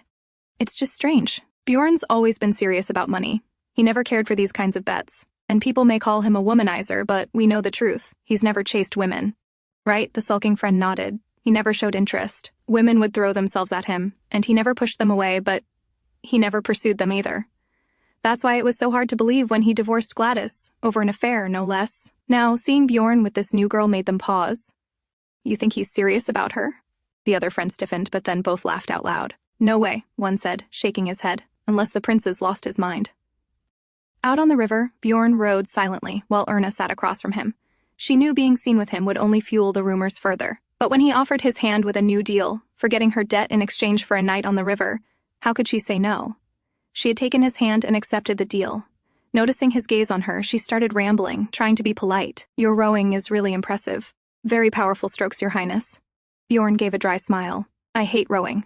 Erna blinked. Oh, then do you like animals? I heard you won the horse riding competition. Bjorn glanced at her. So, you've been investigating me? Erna flushed. I didn't mean it like that. I just heard... He chuckled. What about your hometown? Do they have festivals like this? She nodded, relaxing a bit. We do. Not this grand, of course. But we eat together, laugh together. It's always warm. She laughed as she shared stories, and Bjorn simply watched her, this naive country girl. He must have been mistaken, thinking she was anything like Gladys. The fireworks cracked in the sky. Erna's eyes lit up, wide with wonder. You've never seen fireworks before? Bjorn asked. Her eyes still fixed on the sky, she answered. No. This is my first time. He stared at her expression, so full of innocent awe, and his mind drifted back 4 years. That night, he had been here with Gladys. She wasn't feeling well from the morning, struggled through the rowing, and during the fireworks, she had looked pale. But as the crown princess, she stayed till the end. That day, he had thought she would make a great queen. It was a week later he learned the truth. She was pregnant. When the royal doctor congratulated him, he couldn't even respond. From then on, he stopped believing what he saw. He let go of meaningless expectations. Life became simpler. And tonight, he had a beautiful woman beside him, enjoying the festival. He had won the bet. With her help, he'd earned back more than the value of that lost trophy. Just then, a gust of wind blew, and Erna's hat flew off, landing in the water. She leaned over, trying to reach it. Careful, Bjorn warned, but she kept leaning. He instinctively reached over and pulled her back. But the boat tilted sharply to one side, wobbled, and capsized. They plunged into the water. Erna sank fast, unable to breathe, unable to scream. Panic took over as she thrashed under the surface, until a large hand wrapped around her. She heard Bjorn's voice, faint and muffled. She couldn't understand what he said, but just knowing he was there, she knew she was safe. Once again, Bjorn had saved her. Bjorn pulled Erna back into the boat, calling her name. Erna. Erna, wake up. She finally coughed, spitting out the water she had swallowed, her breath returning in short, sharp bursts. Bjorn patted her cheek lightly. You're okay now. He looked at her, still dripping wet, and found it ridiculous. They had fallen into a river over a hat. In his eyes, she really was a troublesome woman. But it didn't matter. It was over. He had already won the bet. They reached the riverbank. Erna's parents were there, calling for her. Bjorn's assistant approached as well, handing him a dry coat. Before leaving, Bjorn turned to look at her one last time, just a glance. Whether she succeeded in running away or got caught and stayed in the city, it was no longer his concern. He walked off toward his friends, flipping his wet hair back and demanding, "Bring me my money." The festival was over. Everything should return to normal now. But rumors erupted again. Erna's father was livid, slamming his cane to the ground, fuming. Her stepmother, trying to calm him, reminded, "We still have Count Lechen. Tonight's meeting will fix everything." But on the other side, it was Princess Gladys who changed everything. When Prince Björn was criticized for having an affair right in front of his ex-wife who forgave him and decided to take him back, the princess decided to make a public statement. She clarified everything. Tearfully, she even brought up their lost child. She asked people not to blame Bjorn, claiming he had cared deeply for their baby and even attended the funeral in secret. "I cannot force a reunion," she said, voice trembling. "If he chooses Miss Hardy, I will respect his decision." The statement worked like magic. Gladys was now seen as noble, gracious, a woman who tried to protect even her unfaithful ex-husband and his supposed lover. Naturally, the public turned on Erna. She became the villain. One by one, those who had shown interest in her turned their backs. Her father, who had been counting on Count Lechen, received a letter canceling the meeting. Another door shut. Far away in Beaufort, the newspaper had already reached her grandmother. Tears rolled down her cheeks as she clutched the paper. She knew her granddaughter couldn't do such things. And she also knew exactly who would put her in this situation: her father. "I won't let Erna suffer the same way her mother did," she whispered. She had made up her mind. She would go to the capital and save her. Meanwhile, Prince Bjorn sat at a tea table, lost in thought. He wondered aloud, why didn't the King of Lars make his daughter the heir instead of marrying her off to Lechen again? After all, she was brilliant. Her greatest weapon? She didn't appear to have any ill intentions, but this time, she'd spoken of the child. Bjorn scoffed. "She used to avoid lies," he muttered.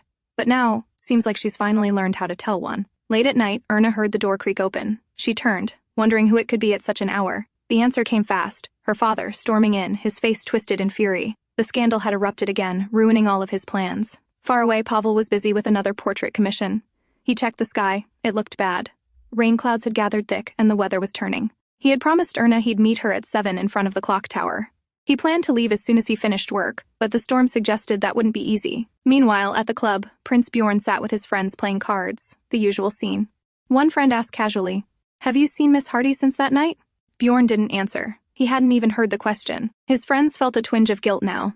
They had made that bet jokingly, but it had ended up dragging Erna into a scandal.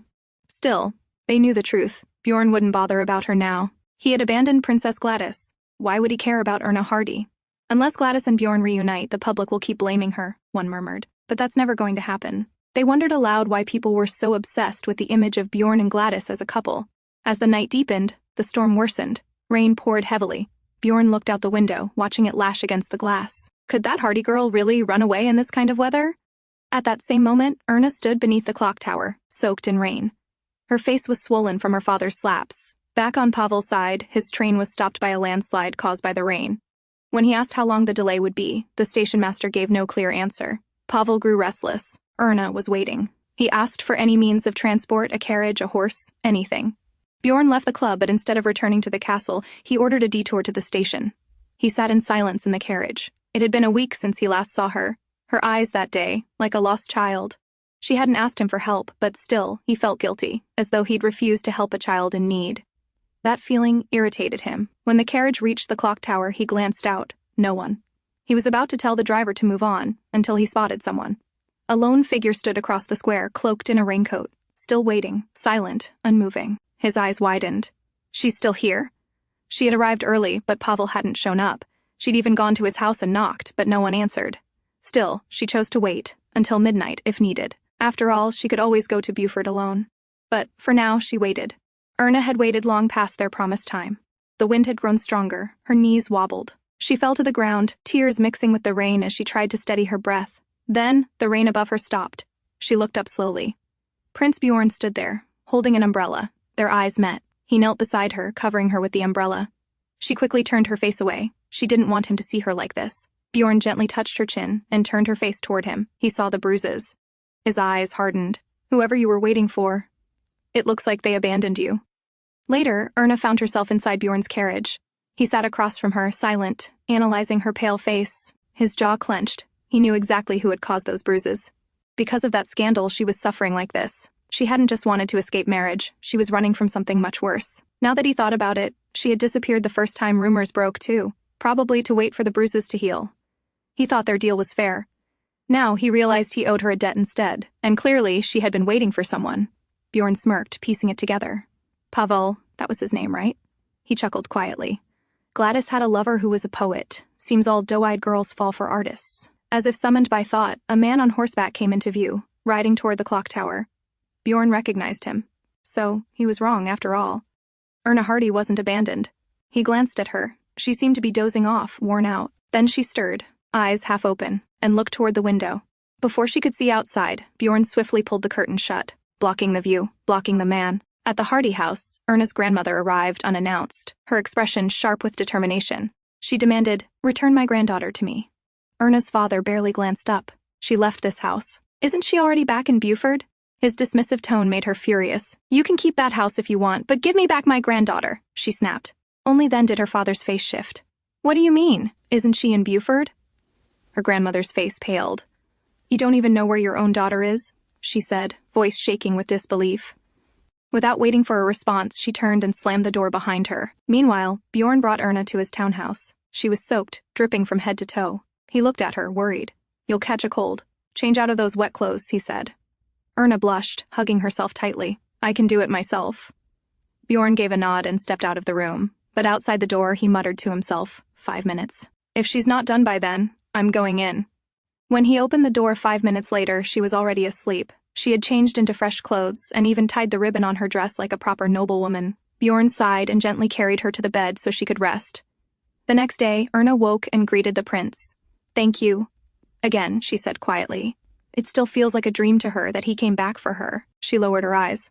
I'm fine now. I should go. My friend must be waiting. Bjorn raised an eyebrow. This friend, Pavel Lore? Erna looked surprised. How do you... She paused. Please, don't tell anyone. Bjorn leaned back. Why should I keep it a secret? Weren't you ready to be talked about when you planned to run away with him? Erna's face fell. It wasn't like that. Pavel's like a brother to me. I only asked for his help because of the money. I couldn't travel alone with that much. Bjorn frowned. Money? He didn't understand. Why were you borrowing money from Pavel? He asked sharply. Tell me everything. Elsewhere, Erna's grandmother visited Pavel. I need help contacting the police, she said, worried. Pavel looked down, ashamed. He looked for her that night, he really did. But when he went to the Hardy house, they told him she was sick and resting. He thought she'd gone back home. He realized too late something was wrong. Back in the townhouse, Bjorn sat in silence after hearing everything, then said, whatever amount Pavel promised you, I'll give it. And you don't have to pay me back. Think of it as a gift. Erna looked at him, confused. Why are you helping me? Again? For Bjorn, it was simple. He had won the bet, profited from it, and without even knowing, she'd suffered for it. The quickest, most efficient way to help her now was money, because that's what she needed most. Just then, a guard arrived. His Majesty has summoned you. Bjorn sighed and headed to the castle. Once there, the king wasted no time. I've received reports that Miss Hardy is missing, the king said. Does this have anything to do with you? Bjorn exhaled. She's not missing, she's with me. She was in a difficult situation, and I helped her. I'll resolve it soon. The king nodded with a smile. Good. You have my permission. Bjorn blinked. Permission? For what? The king looked at him directly. To marry Miss Hardy. Meanwhile, when Pavel and Erna's grandmother arrived at the police station, they were met with a shocking revelation. The case of Erna Hardy's disappearance has been resolved, the officer informed them. Pavel furrowed his brows. Resolved? What do you mean? The officer handed him a newspaper. On the front page, in bold letters, Prince Björn and Erna Hardy living together. Pavel stared at it, stunned. How is this even possible? Next to him, Erna's grandmother saw the headline and collapsed to the ground, fainting from the shock. Elsewhere, Erna sat outside Pavel's house, waiting. He wasn't home. She began to wonder if he had gone to Beaufort alone. Just then, Pavel appeared, breathless. Erna! He called out. She turned to him. You're back? Where were you? What happened that day? Pavel shook his head. There's no time for that now. Come with me. We need to go to the hospital. Erna looked confused. Why the hospital? He paused, noticing the bruise on her face. His voice tightened. Did your father hit you again? Erna avoided the question. Why are we going to the hospital? He finally told her. Your grandmother... She collapsed. She's there now. At the royal residence, Prince Bjorn sat reading the same newspaper. His expression darkened. If I'd been born in a more barbaric era, he muttered, I'd have had those journalists beheaded. Leonid, standing beside him, gave a dry chuckle.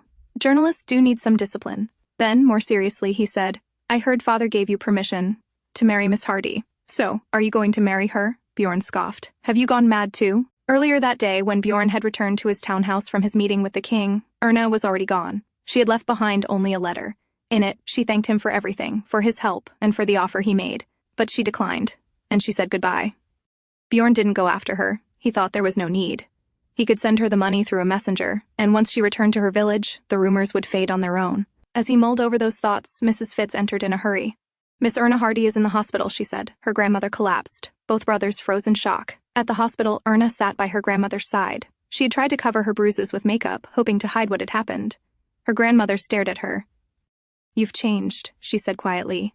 Since coming to this city, you've become corrupted. Erna didn't argue. Let her believe that. It was better than showing her the truth, that her face had been beaten. She couldn't bear to lose her grandmother too, not like she lost her grandfather. Prince Bjorn sat in the club, surrounded by murmurs. Every whisper was about Erna Hardy. Did you hear? Someone said, that artist, Pavel Lore, paid her grandmother's hospital fees. First, the prince. Now the painter. She's turning out to be the greatest seductress in the city, another added. His friends exchanged looks. One of them spoke up. It's getting worse for her. At this rate, she'll never recover from it. Bjorn leaned back in his chair, eyes closed. It had become a never-ending story, and now he realized, even if Erna left the city, it wouldn't end. The gossip would just shift to the next woman. It wouldn't stop until either he or Princess Gladys disappeared from the picture. He thought back to his father's words that morning. Marry Erna Hardy. What would that even feel like? He never believed in love. That's why he had married and divorced Gladys without a second thought. And Erna? Yes, she was beautiful, but beyond that, she had no advantage to offer. Still, if he named her Archduchess, at least it would silence Gladys's name once and for all. It all started with her, he thought, so maybe it has to end with her. He took a coin from the table and tossed it. He caught it, looked at the result, and stood up. "Where are you going?" one of his friends asked. Bjorn turned slightly, tossed on his coat, and said, "To clean up a mess." At the hospital, even the staff and visitors couldn't hide their stares. Whispers followed Erna down the hallway.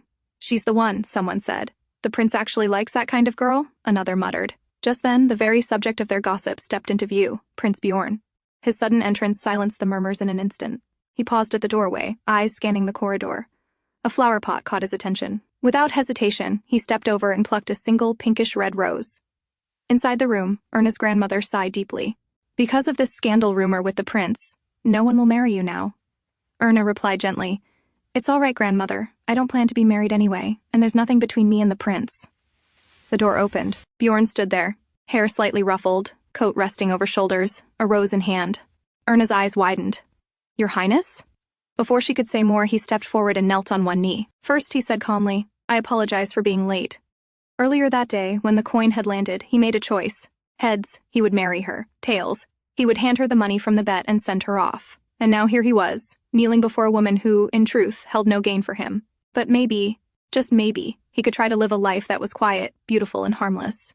Holding out the rose, he looked up at her and spoke clearly. "Miss Erna Hardy," he said, "will you marry me?" Erna stared at him with wide eyes. Was this a dream? Her thoughts raced. But no, it wasn't a dream. Everyone was watching. She, an insignificant girl, and in front of her, the prince, was proposing. How could that be? And more than that, he didn't love her. Her hand moved unconsciously, reaching for the rose. His expression was bright, almost expectant. But the words he'd spoken, they felt too smooth, and she couldn't feel any sincerity. There was something in them that made her hesitate. Still, the smile on his face looked like he already knew her answer, and truthfully, she was happy he had come. He was late, but he came. That was enough. Her hand finally resumed its motion. Just as her inner turmoil began to quiet and the worry faded, everything around her blurred. Her legs gave way, and her body swayed forward. She fainted. Gasps erupted from the crowd. Bjorn reacted quickly, catching her in his arms before she could fall. The flower remained clutched in her hand. It was clear to everyone watching. The answer was yes. She had accepted the proposal. The news of Prince Bjorn's proposal spread across the nation like wildfire. Rumors claimed Miss Erna Hardy fainted from excitement upon receiving it. Who would have thought? A mere country girl, now to become the future princess consort. Even the king had granted his blessing. What shocked everyone further, the wedding would take place in just 2 months. And with that, the love story of Prince Bjorn and Princess Gladys came to a definitive, tragic end. A few days later, Erna sat across from her stepmother. "You should reconcile with your father," the woman urged. "He is still your father, the one who should walk you down the aisle." She smiled tightly. "Why don't we all have dinner together?" Erna, no longer the timid girl who had left that house, replied calmly. "I'll check my schedule." Her stepmother's expression stiffened. The audacity of having to ask a girl like her. After she left, Lisa sat beside Erna, frowning slightly. "Are you really thinking of forgiving them that easily?" Lisa had been worried. When the news broke about the prince's proposal, she had feared Erna would leave her behind. But instead, Erna had come to her first, apologized for leaving without a word, and asked her to come with her. Lisa had been overwhelmed. From that moment, she decided, no matter what happened in the future, she would stay by Erna's side. But even now, something still gnawed at her. "The wedding's next week," Lisa said quietly. "But the prince, he hasn't visited you often. There was not even a letter, not even a flower." It felt strange. He had created such a storm with that dramatic proposal. Naturally, Lisa assumed he must be in love with her lady, but the two still seemed awkward, distant. Erna, sensing her thoughts, replied, "I'm going to see him tomorrow. For lunch. He invited me." Lisa gave a nod, still unsure. But as she looked at Erna, now more graceful, more beautiful, and less burdened, she decided to set the worry aside, for now. Elsewhere, a man with too many drinks in him cursed the prince, calling him impossible. The same prince who had just won his own bachelor party trophy, and now stood holding it, shielding his forehead from the harsh morning sun. When Bjorn finally left the club, his head was pounding. The hangover throbbed with every movement. 2 bachelor parties. How ridiculous, he thought. He couldn't afford to lose either and embarrass himself. He hadn't expected the party to last this long. Morning had arrived already. As his carriage passed the fountain, he glanced out the window. The memories hit him all at once. His first crazy encounter with her. If she hadn't shown up that day, he wondered, would everything have turned out differently? Back at the mansion, Mrs. Fitz stood waiting and scolded him the moment he stepped in. "How could you return looking like this?" she snapped. "Miss Erna is waiting for you." Bjorn frowned, confused. "Erna's here?" Mrs. Fitz let out a sigh, rubbing her temple. "Yes, Miss Hardy. You invited her yourself. Lunch, remember?" So he did. Now reminded, Bjorn entered the room with a lazy smile. Erna was already there, sitting elegantly. She looked up, startled. He looked far from his usual polished self. Messy hair, rumpled clothes, slightly swaying. Yet somehow, she couldn't take her eyes off him. Bjorn offered a casual apology. "As you can see, I'm not really in shape for lunch," he said, half smirking. "Would you mind waiting until dinner?" Erna, caught off guard but with no other choice, nodded in agreement. Then, to her surprise, Bjorn stepped closer and leaned toward her. As an apology, he said, "I present you this." He held out his trophy. Erna looked at it, hesitant. "What is this?" she asked as she accepted it. Now sprawled on the sofa, one arm over his eyes, Bjorn replied drowsily, "A wolf horn." Erna blinked. Recognition dawned. So this was the trophy from his own bachelor party. He spent all night competing. "Just to win this?" She studied it and muttered gently, "Your Highness, wolves don't have horns." From his seat, still eyes closed, he scoffed. "Is that so?" A pause. "Well, I suppose it got cut off." Clearly, the prince was now speaking in the half-coherent tone of a drunk man drifting into sleep. Before she could say more, his breathing grew even. He had fallen asleep right there. Erna sat still, the trophy in her hand. Since that sudden proposal, there were many things she couldn't quite understand, but the biggest mystery of all was the prince himself, the man she was about to marry. What if I had refused that day? She remembered it clearly. By the time she regained consciousness, the marriage was already decided. Her grandmother had been crying in relief, while the prince stood nearby, smiling calmly. From that day forward, everything had been confusing, including her own heart. Even now, she couldn't help but look at him. Despite everything, she still gazed at him. As night settled in, Bjorn's eyes fluttered open. The first thing he saw was Erna, still sitting patiently beside him, quietly holding the trophy. "Are you awake?" she asked softly. Bjorn blinked, still groggy, and slowly sat up. "I can't believe I slept here like this," he muttered, running a hand through his hair. "Are you going to postpone our dinner again?" "To lunch?" Erna asked calmly, but there was a subtle hint of anger in her voice. Bjorn chuckled.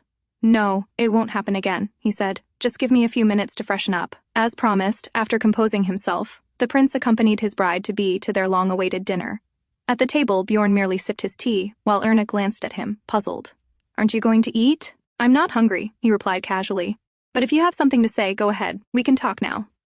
Erna hesitated, then finally spoke. "I was wondering, after our marriage, can I bring Lisa with me?" Bjorn burst into a laugh. "That gatekeeper maid? The one who always glares at him." "You can bring whoever you want," he said. "Thank you," Erna said with a small smile, then hesitated again. "There's one more thing. If I don't walk down the aisle with my father, will that be a problem for the royal family?" Bjorn stared at her for a moment. So this was what she'd been fumbling to say all along. She looked down, voice low. "I actually wanted to walk down the aisle with my grandfather, but he's no longer with us." Bjorn leaned back. "As far as I know, Viscount Hardy is still alive," he said dryly. Erna's expression hardened. "I don't want to start my married life holding the hand of a man who gave up on me," she said, her voice shaking slightly. "If it's absolutely necessary, I'll endure it. But if there's another way, I'd rather hold your hand instead." Bjorn froze, stunned by her words. She looked at him with those pleading, innocent eyes, not demanding, just asking. The wedding was tomorrow. That night, Erna lay beside her grandmother. "Are you afraid?" her grandmother asked gently. "Yes," Erna admitted quietly. "I've been afraid since the day he proposed." She paused, then asked the question that had been weighing on her heart. "Grandmother, why do you think the prince proposed to me?" Her grandmother smiled warmly. "I think he proposed because he has an eye for hidden gems," she said softly. "And yes, because he loves you." But Erna looked away. Deep down, she knew. Prince Bjorn didn't love her. At least not yet. Her grandmother gently caressed her cheek. "I was worried at first," she confessed. "Worried that, like your mother, you'd fall for a man with an affair. That's why I came to take you back. But now, I'm not afraid anymore. The prince doesn't seem like the man the rumors make him out to be." She patted Erna's cheeks. "So don't be afraid. Live your life. Be happy." Erna nodded quietly, her heart still uncertain, but her resolve growing stronger. On the day of the wedding, Viscount Hardy looked furious, while his wife quietly tried to calm him. 2 nights earlier, Prince Bjorn had visited the Hardy house to deliver a message. No, an order. He would be the one to walk down the aisle with his bride. When Erna's father tried to question him, "Why are you doing this?" Bjorn gave only one answer: "Because she is my wife now, dressed in white. Erna stepped out of her house and into the carriage. Along the route to the church, murmurs followed them. Is that her? How can the royal family replace Princess Gladys with someone like Erna Hardy? At the church, the royal carriage arrived. Prince Björn stepped out first, extending his hand to his bride. His hair was neatly combed. His face wore a calm smile as he looked at her, his bride, beautiful and wide-eyed with innocence. Erna placed her hand in his. As they walked down the aisle together, her steps trembled. 1,000 thoughts swirled in her head. What's waiting for me beyond that door? Will I be happy? Should I turn back now? But then, she heard his voice. Erna. She looked up. His eyes were warm, his smile reassuring. Breathe, Erna, he said, just like he had on the day they first met. She inhaled deeply, her shoulders relaxing. Thank you, she whispered. You granted my wish, so I'll do my best. I'll give my all to this marriage and be a good wife.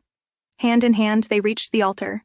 Standing before her, Bjorn gently lifted her veil. The pastor began the ceremony, exchanging vows and officially joining them as husband and wife. Erna stood there, serious and composed throughout. And Bjorn couldn't help but wonder, why is she taking this so seriously? Then came the moment everyone waited for, the first kiss. Bjorn raised his hand, brushing her cheek. Her eyes widened, still soft, still startled like a deer. And then he kissed her, gently, holding her chin. It wasn't a long kiss. But when he pulled away, Erna felt something unfamiliar bloom inside her. Bjorn looked at her again, his new bride shyly avoiding his gaze. And with that, the royal wedding came to a quiet, beautiful end. Before the night began, Erna was forced to take a bath, surrounded by maids all attending to the new archduchess with practiced efficiency. She tried to protest, I can take a bath by myself, but Mrs. Fitz was firm. You can't, she said, brushing aside Erna's request without hesitation. After the bath, Mrs. Fitz wished the archduchess a restful night and left. Erna sat at the edge of the grand bed, wrapped in a nightgown layered, with her matched style. She had a vague understanding of what it meant to be married, of sharing a night with her husband, but the thought of being with the prince felt surreal. Everything in the castle was too large, too luxurious.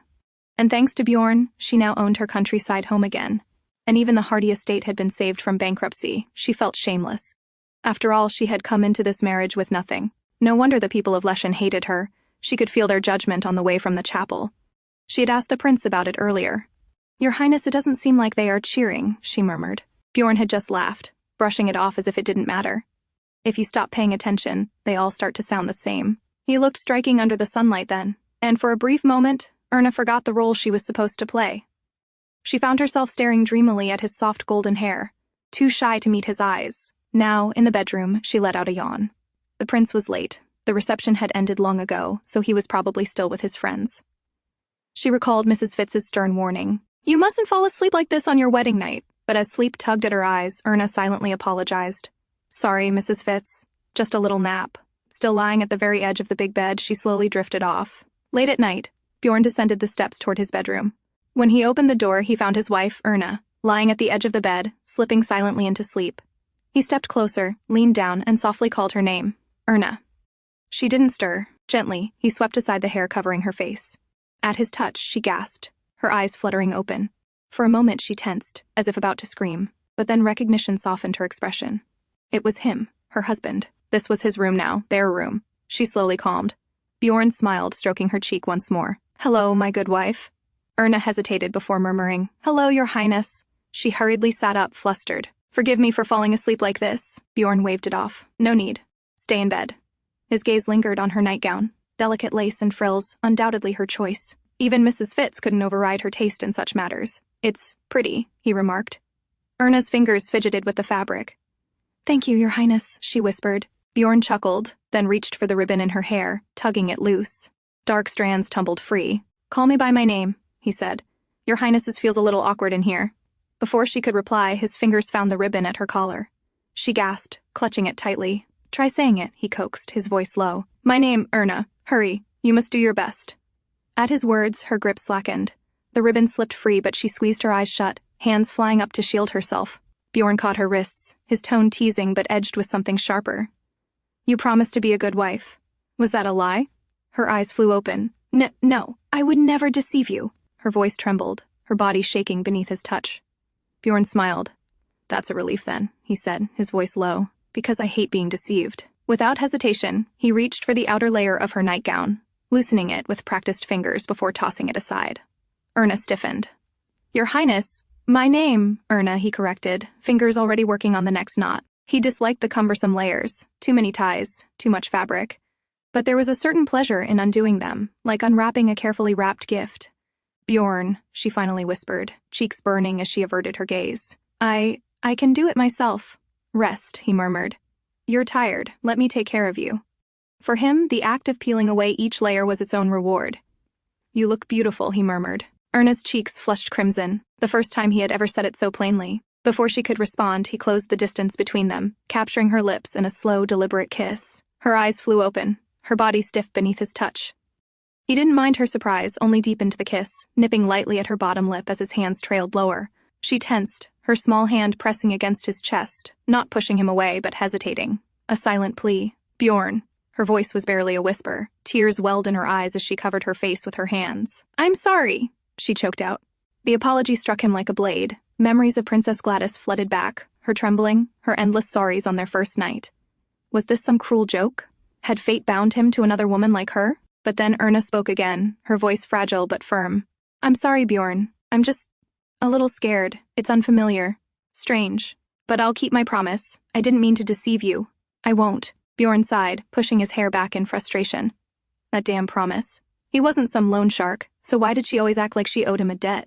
Truthfully, she had exceeded all his expectations in every way, her soft body, her youthful face. But the problem was, this woman knew nothing, and he had no interest in coaxing and cajoling an inexperienced woman into it. Patience had never been his virtue. "How much can you drink?" he asked abruptly, Erna startled at the sudden question. "Huh? I don't know. How much do you usually drink?" He poured a glass, the liquid glinting in the dim light. "One glass," she admitted, sitting up and clutching the loosened front of her dress, "and that makes me dizzy." Bjorn approached, offering her the glass. "Drink this, Erna." He knew she wouldn't endure this sober. She hesitated, fingers trembling around the glass. Then she remembered her grandmother's words, "Be happy." In one swift motion, she tipped it back, the burn searing her throat. She knew the prince didn't love her. She didn't even know why he had married her. Pity, perhaps. But he had proposed, and she had accepted. So she would give him everything. Even if it wasn't love, she would try her best. For them to be happy together.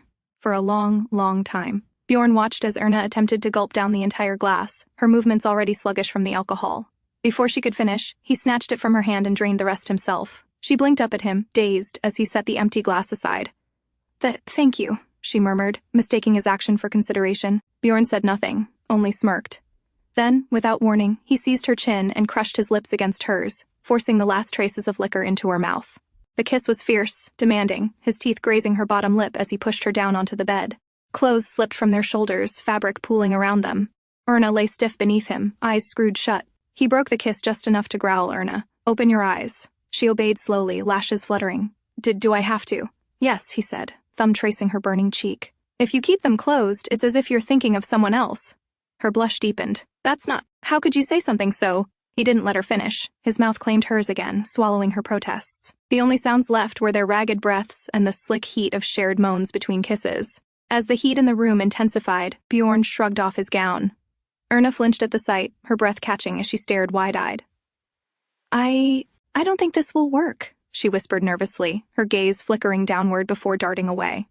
Bjorn froze for a moment, then burst into laughter, pulling her close. "Thank you, wife," he murmured against her lips, taking it as the highest compliment before claiming her mouth again.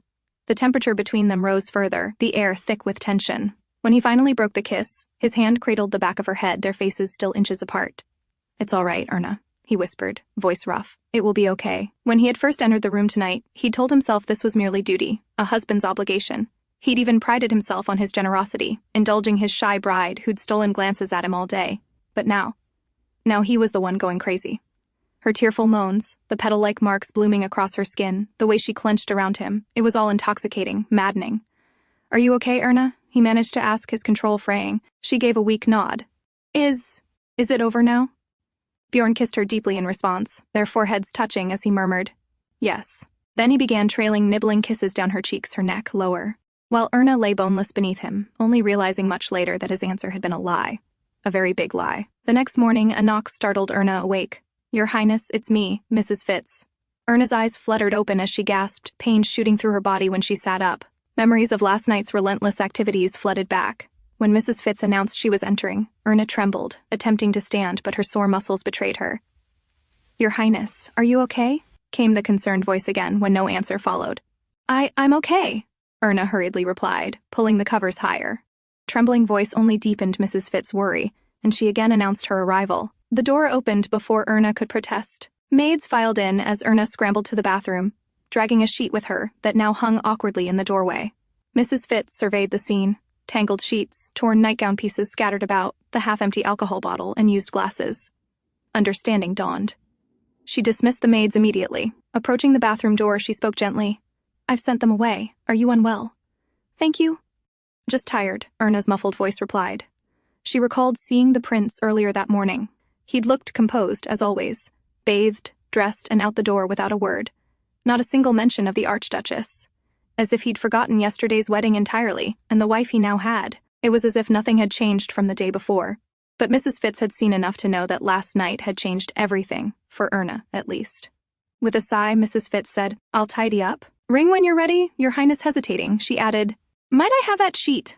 The door cracked open slightly. Erna, wrapped in a bathrobe that couldn't conceal the marks, handed it over silently. Thank you, Your Highness. Mrs. Fitz bowed respectfully, then left, her heart heavy. She had believed the prince's choice of bride might have come from affection, but no man in love would leave his wife to face the first morning of marriage alone. Later, when Erna emerged, Mrs. Fitz suggested she rest for the day. But weren't we supposed to tour the residence today? Erna asked softly. We can postpone it, Mrs. Fitz replied. His Highness said the same. At the mention of her husband, Erna's cheeks flushed slightly. Is that so? Mrs. Fitz nodded, though she had lied. She'd only wanted to ease the young woman's heart. When she was alone again, Erna sank into the enormous bed. Everything here was so grand, so foreign, it didn't feel like hers. Even the name Dniester didn't quite fit her, and least of all, her husband, Bjorn. Prince Bjorn was kind, yet uncaring, warm, yet aloof, contradictory in every way. Still, he didn't seem pretentious in any way. That was what confused her the most. The more she tried to understand him, the more tangled her thoughts became. She missed her grandmother deeply. She had begged her to stay, but grandmother had only smiled and said, Everyone has their own path to follow. So now, Erna could only hope. And believe that things would get better in time, wouldn't they? At dawn, Bjorn returned after finishing his work. Mrs. Fitz greeted him at the entrance, flanked by a few maids. Your Highness, she said with a slight bow, the Archduchess is resting. She didn't look well, so I suggested she take the day to recover. Bjorn gave a curt nod. Mrs. Fitz added gently, You must be tired as well, now that the wedding is over. Perhaps you should rest too? I'll rest on our honeymoon, Bjorn replied, already walking past her. But that's still 2 weeks away, she pointed out. Bjorn paused mid-step and turned slightly. Are you siding with the Archduchess already? Just 1 day in and you've changed sides. That's disappointing. Mrs. Fitz quickly bowed. I apologize, Your Highness. He waved a hand. Don't be like that. We've known each other long enough. Practically my whole life, haven't we? He entered his study. Inside, he pulled out a letter and scanned it, then spoke without looking up. Since we have 2 weeks before the honeymoon, perhaps take this time to teach my wife. Mrs. Fitz blinked. Pardon? Bjorn opened the letter. She has no family who can teach her the affairs of the bedroom. So someone has to take on that responsibility, don't you think? Mrs. Fitz bowed. Of course.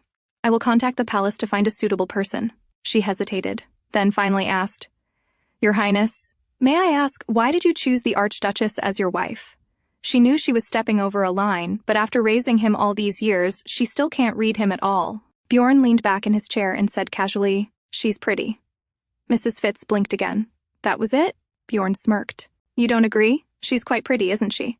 She didn't answer, only bowed deeper, even more confused than before. Erna sealed the final thank you letter. It was addressed to Pavel. She truly wanted to express her gratitude. Without his help, she wouldn't have come this far. She was still deep in thought when Lisa shouted excitedly, Your Highness, the items for your honeymoon have arrived. Let's take a look. As expected from the royal family, everything was luxurious and beautiful. Jewelry, perfumes, bags, and clothes, all laid out neatly. No matter what Erna tried on, she looked lovely in it. Lisa couldn't stop praising her, which only made Erna feel more embarrassed. Removing her hat, Erna stood with a heavy heart.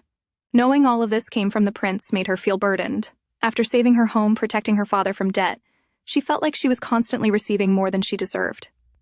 Lisa, misunderstanding her expression, sighed. Your Highness must be upset because the first stop for your honeymoon is the kingdom of Lars, Prince's ex-wife's homeland. I just wish the Archduke had been more considerate of your feelings. It's okay, Lisa, Erna replied softly. I've heard the kingdom of Lars is beautiful. I'm looking forward to seeing it. Just then, Mrs. Fitz entered and gave a small bow. Your Highness, the imperial tutor you requested has arrived. Erna nodded. All right. I'll be there. Meanwhile, Bjorn was in a meeting. The decision to visit the kingdom of Lars as the first stop had been well received. The merger of their bank with Lars's financial institutions promised great benefits. As the meeting ended, Bjorn sighed. He was too busy these days. He couldn't wait to rest at sea during the journey. He wondered briefly what the Archduchess might be doing. Was she still in her lessons? "Your Highness," a voice called out gently. Bjorn looked up to see Erna. She looked like something was weighing on her mind. "Do you have a moment?" "I'd like to talk," she said, clearly nervous. He nodded, and she sat beside him, her expression serious. "What is it, Erna?" he asked casually. She hesitated, fidgeting with her hands. Then she finally spoke. "I heard. It was you who ordered the lessons. Is that why you haven't visited me? Because I'm too inexperienced?" Bjorn frowned slightly. "What do you mean?" Her cheeks turned red, but she explained anyway. "You haven't come to my room. Not since our first night." Bjorn rubbed his forehead. Truthfully, he had just been too busy with work, but still, he replied, "If you already know the reason, wouldn't it be better to continue your lessons instead of coming here?" Because honestly, she wasn't entirely wrong. She was inexperienced, he thought to himself. Erna lowered her head slightly. "I understand," she said sincerely. "I know I'm lacking. I apologize for that." Earlier that day, Madame Peg, the imperial tutor, had arrived. She was elegant and kind, and when she gently explained the importance of what takes place between husband and wife, Erna had listened carefully and understood the necessity. But the moment Madame Peg began describing the more embarrassing details, Erna's mind went completely blank. In the end, she had run away from the lesson entirely. Now, face flushed as red as a tomato, Erna pleaded with the prince. "I won't run away from my duties," she said, "but I don't want to learn that from someone else." Bjorn blinked, confused. "So, if it's really necessary, then I'll learn it from you," she said, barely above a whisper. "What?" Bjorn asked, genuinely baffled. "Please teach me," she said, bowing her head. "You're my husband, after all, so I ask you, please teach me." Bjorn stared at her, rubbing his temples in disbelief. Madame Peg's lesson had only included vague references from old-fashioned books, and still she had bolted like a startled deer. And now here she was, asking him to teach her, completely unaware of what she was even requesting. It was so naive, and yet so incredibly bold. What should I do with her? Bjorn thought, amused. She was ignorant, but provocatively so. While the conversation hung awkwardly in the air, Mrs. Fitz entered the room at Bjorn's signal. "Your Highness," she said, addressing Erna, "you mustn't run away like that. You need to complete your lessons properly." Erna quickly shook her head. I don't want to go back." Bjorn let out a sigh. "Leave her be, Mrs. Fitz. My wife seems to find it all a bit too difficult, so I suppose it can't be helped." Erna looked at him, grateful, her face still flushed. "Thank you," she whispered softly. Mrs. Fitz placed a hand to her forehead, clearly exasperated. "Even so, Your Highness, the lessons must be concluded properly. Otherwise, it would be terribly disrespectful." Bjorn nodded in agreement. "That's true." Erna also nodded, understanding. She promised to apologize properly to Madame Peg, and even offered to invite her for dinner as a gesture of respect. Mrs. Fitz led her out of the room. Just before leaving, Erna turned back and looked at Bjorn. "Thank you," she whispered again. He chuckled as she left. That little dear really might be dangerous, he thought. But if she was going to walk willingly into the wolf's den, what choice did he have but to enjoy it? As he leaned back in his chair, he smirked to himself. One thing was certain, this upcoming trip on the ship wouldn't be boring. In another castle, Princess Gladys's room was a mess. Crumpled newspapers lay scattered across the floor, one of them bearing a picture of Bjorn and his new wife on their wedding day. She sat on the floor clutching her own wedding album, eyes locked on her former husband's face as tears streamed down her cheeks. A sharp pain tugged at her heart. How could she not love this man? The tears came harder. She covered her mouth, trying to silence her sobs as she whispered through the cracks of her heartbreak. "Forgive me, Bjorn." Before her marriage, Princess Gladys had a lover. His name was Gerald Owen, a genius poet from Lars, quiet and simple. There was talk about arranged marriages between the royal families of Lars and Lechen. It was during one such social event that she met Gerald. Drawn to his simplicity, she fell in love with him. Perhaps the feelings were so strong because they knew from the beginning it couldn't last. But in the end, she had no choice but to accept the reality of her arranged marriage, and she became the Archduchess of Lechen, the wife of Prince Björn. At the time, she didn't yet know she was already carrying Gerald's child. When Bjorn learned that his wife, whom he had never taken to bed, was pregnant, he said nothing. Instead, he simply advised her to continue smiling, to accept the congratulations gracefully, and to carry on being the perfect crown princess everyone admired. Then Karl was born. Bjorn never came to see the child, but he allowed Karl to carry the imperial family name. That was the price of the silent deal between Lars and Lechen. From then on, they maintained a superficial relationship, built on lies and pretenses. Less than a year later, Björn divorced Gladys and allowed her to return to Lars. She returned with Carl in her arms, and the world continued to believe the boy was Björn's son. Gladys hoped that now, at last, she could be with Gerald and live as a family. Gerald, being a kind man, became a good father to Carl. But the princess was the problem. At first, she felt peace, but with time, the guilt grew heavier. She found herself thinking about Björn more and more. Gerald sensed the shift in her. And in the end, he quietly chose to leave this world after just one season. Not long after, Carl died too, from a high fever, leaving Gladys completely alone. It was only after losing everything that she truly understood her feelings for Björn, the feelings she hadn't known how to name when she was still with him. Wiping her tears, Gladys stood from her bed. Her voice was calm but firm as she gave the order, "Prepare my journey. I'll return to Lars at the end of this week." It would be the very same day, and the very same ship, that Björn and Erna would take for their honeymoon, and Gladys knew it. On the day their honeymoon trip began, Erna held her husband's hand as she stepped onto the ship, waving at the crowd gathered to see the Archduke and his wife off. Lisa trailed behind them, her heart heavy from the whispers she'd overheard from another maid, that Prince Björn's ex-wife was also taking the same ship. After spending half a month in the Grand Duke's residence, Lisa had come to realize that, just like the people of Lechen, everyone inside the castle also sided with Princess Gladys. Everyone spoke ill of the new Archduchess, as if ashamed that a girl from a fallen family had taken Princess Gladys's place. But from Lisa's point of view, the biggest problem wasn't them. It was the prince himself. Even now, he wasn't sparing a single glance at his wife, who always looked at him with such devotion. She was beautiful, dignified, and elegant. Of course, he was flawlessly escorting her, but it seemed like he was only fulfilling a role, and that came off as cold. His actions were graceful and formal, but indifferent. And that was what worried Lisa most, for her master's sake. As they reached the top of the ship, they saw Princess Gladys standing there. "It's been a while, Björn," she said, greeting the couple. "If it's not too late, then I'd like to congratulate you on your wedding." Björn only nodded in response, but his mind was racing. What is wrong with this woman? Not only had she insisted on staying in Lechen for so long, but now she had even boarded the same ship as them. He glanced to the side and saw his wife standing there uncomfortably at the sight of Gladys. Reaching out his hand, he called her name gently, "Erna." She took his hand, smiling brightly, and the two of them stood at the edge of the ship, waving to the public. Björn looked at her, docile, obedient, and not annoying. That was the conclusion he'd reached after watching her these past 2 weeks. Sure, she could be unexpectedly odd sometimes, but she learned quickly, which told him she was smart. Most importantly, even when the entire city talked about Gladys, she showed strength, smiled, and never once complained to him. That alone made him very satisfied with his choice of bride. The ship began to sail smoothly across the ocean. Erna checked their room and stood in awe at the grandness of everything. Everything she could possibly need was already on board. Björn just smiled quietly, watching his wife's delighted reaction. The butler stepped forward and asked what he would like for the meal. Björn waved a hand and said, "Ask the Archduchess." Confused, Erna turned to him. "Aren't you going to eat?" Björn sat down on the sofa, loosening his barrel cuffs. "I'll just rest," he replied. "I don't feel like doing anything for a while." Erna nodded.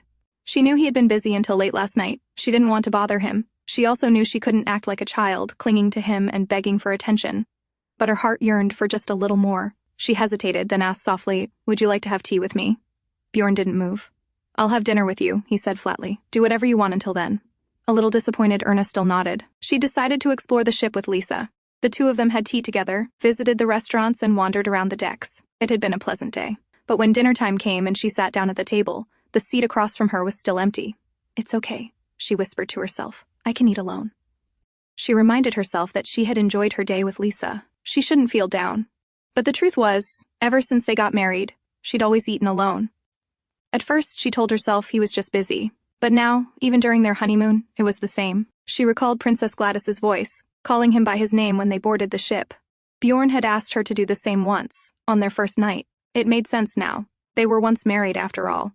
Björn was her first in everything, but to him, she would always be second. The excitement and nervousness she felt about their firsts must feel like a repeat to him, old, boring.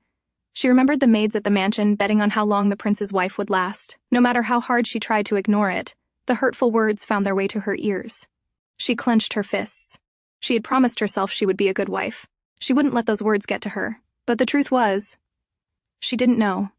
She didn't know if she would ever be truly happy. Knowing she was always someone's second, tears welled up in her eyes. Still, she kept eating. Going to bed on an empty stomach would only invite more dark thoughts, and more misfortune. While Erna was busy sobbing and munching, a voice cut through the silence. "Hello, Erna."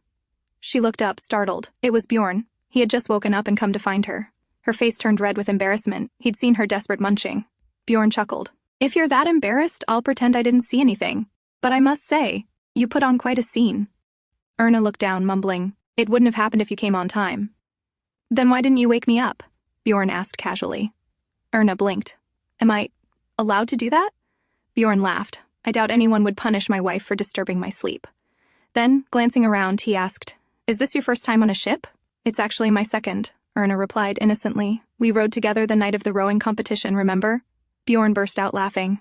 Does she even count that as being on a ship? There it was again. Her odd, sincere way of thinking. She had a surprising knack for catching him off guard and making him laugh. His thoughts wandered for a moment, back to his last honeymoon. Nothing like this had happened with Gladys. Most of their time was filled with her tears or silence, while he buried himself in work. Not once had they shared a conversation that felt even remotely joyful. As he snapped back to the present, the butler moved to pour wine into Erna's glass. Don't, Bjorn said, stopping him. No wine for my wife. Startled, Erna quickly said, I can handle one glass. I know, Bjorn said calmly, but you have things to learn tonight. Erna blinked, confused. Things to learn? Then it hit her. Her own words from earlier, how she'd pleaded for him to teach her bedroom affairs. Her face turned crimson. Bjorn laughed, watching her reaction. From now on, even if she cried in bed, he didn't think it would remind him of Gladys anymore. Why so shocked? Weren't you the one who asked for it? I did, Erna stammered, her voice faint, but, she thought, if I'd known it'd be tonight, I would have eaten slower. So, Bjorn said, leaning forward, are you done eating? Erna flinched, nodding quickly.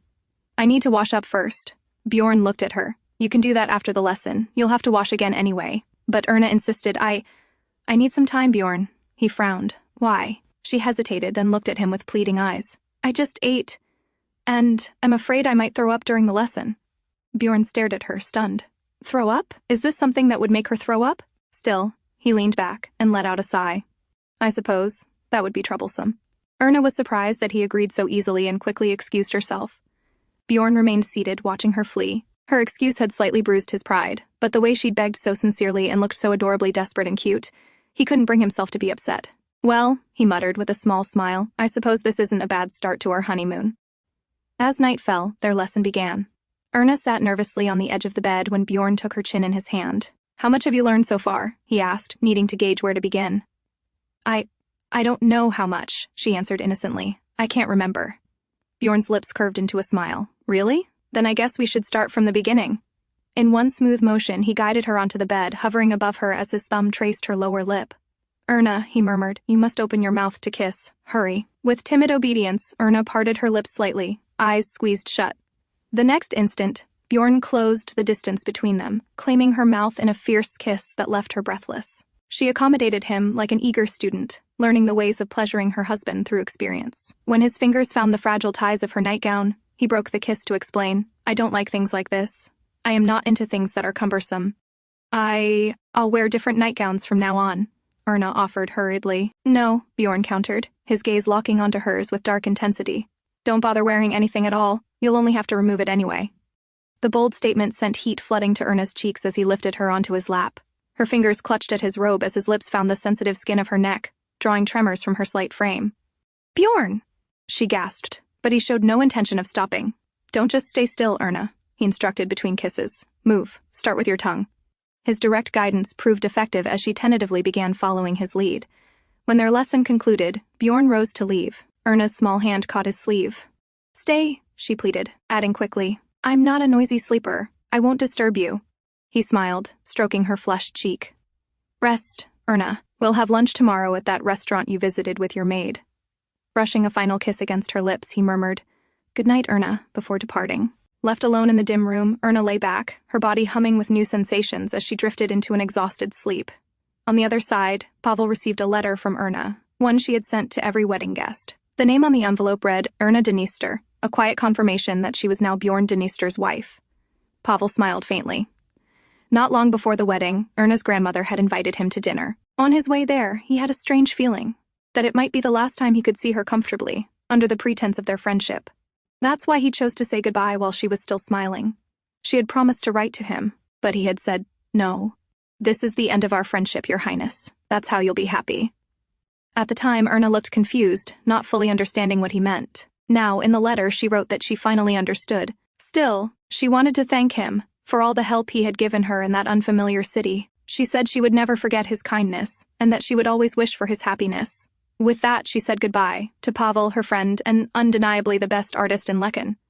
Pavel's thoughts drifted back to that rainy day. If only it hadn't rained so heavily. If only I had found her before the prince. A long sigh escaped him. It was all pointless now. The past couldn't be changed. Erna had become the Archduchess. She had already left for her honeymoon. So now, all he could do was truly wish for her happiness. The ship sailed smoothly through calm waters as Erna peeked into her husband's private quarters. It seemed he was in the shower, so she sat on the sofa, nervously wondering if he'd be mad at her for entering without permission. But then again, didn't Bjorn do the same when he entered her room? It should be fine, just this once, right? Soon, Bjorn came out, dressed in a bathrobe, ruffling his damp hair back. He paused when he saw her mumbling his name, then walked over and sat beside her. "What is it?" he asked, casually. "Have you ever seen a dolphin before?" Erna asked, looking up at him. "Yes." "Do you like them?" "No," Erna pouted. "But Bjorn, they say it's good luck to see dolphins. And we're about to pass the area where they often show up. Would you like to go see them with me?" "No." Bjorn's flat refusal contradicted the subtle smile playing on his lips. Erna noticed it, but her face still fell in disappointment. Bjorn looked at her, already guessing where she got the idea. Around the same time on his first honeymoon, he'd gone to see dolphins with Gladys. Back then, too, they told him it was a sign of good luck, that his marriage with Gladys would be a happy one. But that clearly hadn't been the case. "If you want to see them, go ahead," Bjorn said. "By myself?" Erna asked. "Yes," he replied. Her shoulders slumped again. Seeing them alone held no appeal. She wanted to share the moment with him. "Then, I won't go either." She sulked, staring at the floor. Bjorn glanced at her again, clearly uncomfortable seeing her like that. With a swift motion, he yanked her gently onto his lap. Startled, Erna grabbed his shoulder for support. One by one, her cap, gloves, everything, fell to the floor, removed by Bjorn. "What are you doing?" she asked, flustered. "A husband's duty," Bjorn replied, his gaze locking onto hers. Erna looked into his eyes and saw it clearly, the desire he never bothered to hide. His touches, his kisses, they were passionate. Even if he didn't love her, even if it stung a little, she still wanted to believe that this new bride isn't being ignored by her husband. Just like the ship that was sailing smoothly across the sea, she hoped their relationship would head in the right direction too. Suddenly, she noticed the curtains were still open. The curtains... "Shouldn't we close?" Bjorn's answer was simple. No need. He couldn't believe she still had the mind to worry about things like that. How could he possibly allow it? He leaned in and captured her lips, kissing her furiously. Erna shut her eyes, giving in to the kiss, savoring every second. Bjorn's lips trailed to her cheek as he whispered against her skin. "You're delicious. Warm and silky. You drive me crazy." Erna, her face flushed scarlet. "Goodness, Bjorn. You must have lost your mind," she muttered, flustered by his bold words. Bjorn only chuckled above her. Her voice is pretty too, he thought. And when she moans... He stopped himself. He'd save that thought for later. Now wasn't the time for talking. With that, he pulled her in again, capturing her lips once more. When Erna woke up, she found Bjorn sitting beside her, reading a book. He greeted her with a polite, sweet smile. Erna, who hadn't been able to clearly recall much from their first night, now remembered everything, how he had patiently but firmly ensured that she learned everything thoroughly. Even though she'd been embarrassed, Bjorn hadn't let her go until he was satisfied. She now regretted choosing him as her teacher for such a thing, but it was too late for regrets. They had even missed the chance to see the area where dolphins could be spotted. "Is it still far from Lars?" she asked. Bjorn looked at her, then casually closed his book, setting it aside. He leaned in, his finger gently touching her neck, slowly trailing downward as he explained where they had started, where they were now, and how much farther they had to travel to reach Lars. Erna's face flushed bright red. She quickly grabbed his hand, flustered. "You don't have to explain it like that," she stammered. Bjorn laughed shamelessly. "Why not? I quite like this map," he teased. Erna could only turn even redder, unable to handle his boldness. Later, they sat at the tea table, Bjorn busy reading his reports. A maid arrived, handing Erna a stack of invitation envelopes, which she, as the princess consort, had to respond to. But she didn't know any of the names on the invitations. Madame Fitz had explained earlier that she could ask the head maid, Karen, for help. But Erna had overheard Karen gossiping with other maids, making bets on how long she'd last in this marriage before leaving, even before getting pregnant. Naturally, Erna felt uncomfortable asking Karen for advice. Her only option was her husband. Fidgeting with the ribbon of her dress, she began asking Bjorn about the names one by one. Bjorn, still focused on his paperwork, answered casually, not really paying attention. Finally, when she asked about the Forrester family, Bjorn hummed absent-mindedly in reply. Feeling reassured by his response, Erna decided to accept their invitation and wrote back that she would attend their party. After a while, Bjorn finished his work and set down his pen. Erna, watching him shyly, quietly complimented his handwriting. Bjorn glanced at her for a moment, then responded with a teasing smile, "Your ribbon looks quite nice too." She immediately brightened up, smiling happily and thanking him like a cheerful doll. Bjorn watched her, amused. He had only been teasing her, but seeing her light up from such a small compliment made him pause. Such a naive girl. But she was his now. That smile was because of him, and everything about her now belonged to him. That thought left him feeling quite satisfied. After replying to the invitation, Erna arrived at the party hosted by Lady Forrester. As she entered, everyone's eyes turned toward her, whispering about how the prince's second wife had shown up at an event hosted by his first wife's relative. As Erna walked toward the center, she spotted Princess Gladys standing there. Lady Forrester, flustered, quickly apologized to Gladys, whispering that the invitation was meant as a joke. She hadn't expected Erna to actually attend. Gladys gave a calm smile and replied, "It's fine." Her eyes glanced at Erna as she added, "She likely doesn't even know which families belong to her circle." Still, she kept her composure. Humiliating Erna here would only reflect badly on Bjorn, and that wasn't something she wanted. So instead, she welcomed Erna with a graceful smile. Erna returned the greeting politely and tried to blend in, though it wasn't easy. The other ladies' words were sharp, their smiles cold. She felt completely out of place. But she knew she couldn't just flee, not as the prince's wife. She had to hold her dignity. As the conversations carried on, she gradually realized her mistake. Viscount Forrester's wife was indeed Princess Gladys's relative. That invitation she had accepted so readily had been sent with ill intent. She had accepted it, trusting her husband's brief reply, and now she felt utterly foolish. Embarrassment burned through her. Later, Gladys complimented her with a gentle smile. "Your hat is quite pretty," she said smoothly. Erna, feeling uneasy, thanked her. But then, the smile on Gladys's face vanished. "Though, I think you should tone down the decorations," she added, her voice soft but pointed. Bjorn has always preferred simpler, more elegant styles. Erna couldn't reply. No woman would want to hear advice about her husband's preferences from his former wife. From across the room, Gladys looked at Erna with quiet disdain, thinking bitterly that, out of resentment toward her, Bjorn had chosen such an immature and naive girl, someone who had no qualities fit for the role of princess consort. "Please take good care of Bjorn," Gladys said softly, her innocent face showing no malice on the surface. "After our divorce and the loss of our child, he has suffered greatly." Erna trembled, unable to find her voice. Gladys smiled faintly and continued, "Let me give you one more piece of advice. Don't make the same mistake you did today again. We'll be reaching Lars soon. You can't afford to be careless there. Today, you escaped trouble only because I was here, but you won't always be so lucky." With that, Gladys stood up gracefully. "Enjoy the rest of your honeymoon," she said, then walked away. Erna returned to her room with shaky steps, barely holding herself together after surviving the party. Near her door, she spotted Bjorn standing with his subordinates. He noticed her too, his gaze sharp. Erna met his eyes, but her usual polite smile was gone. She looked quietly upset.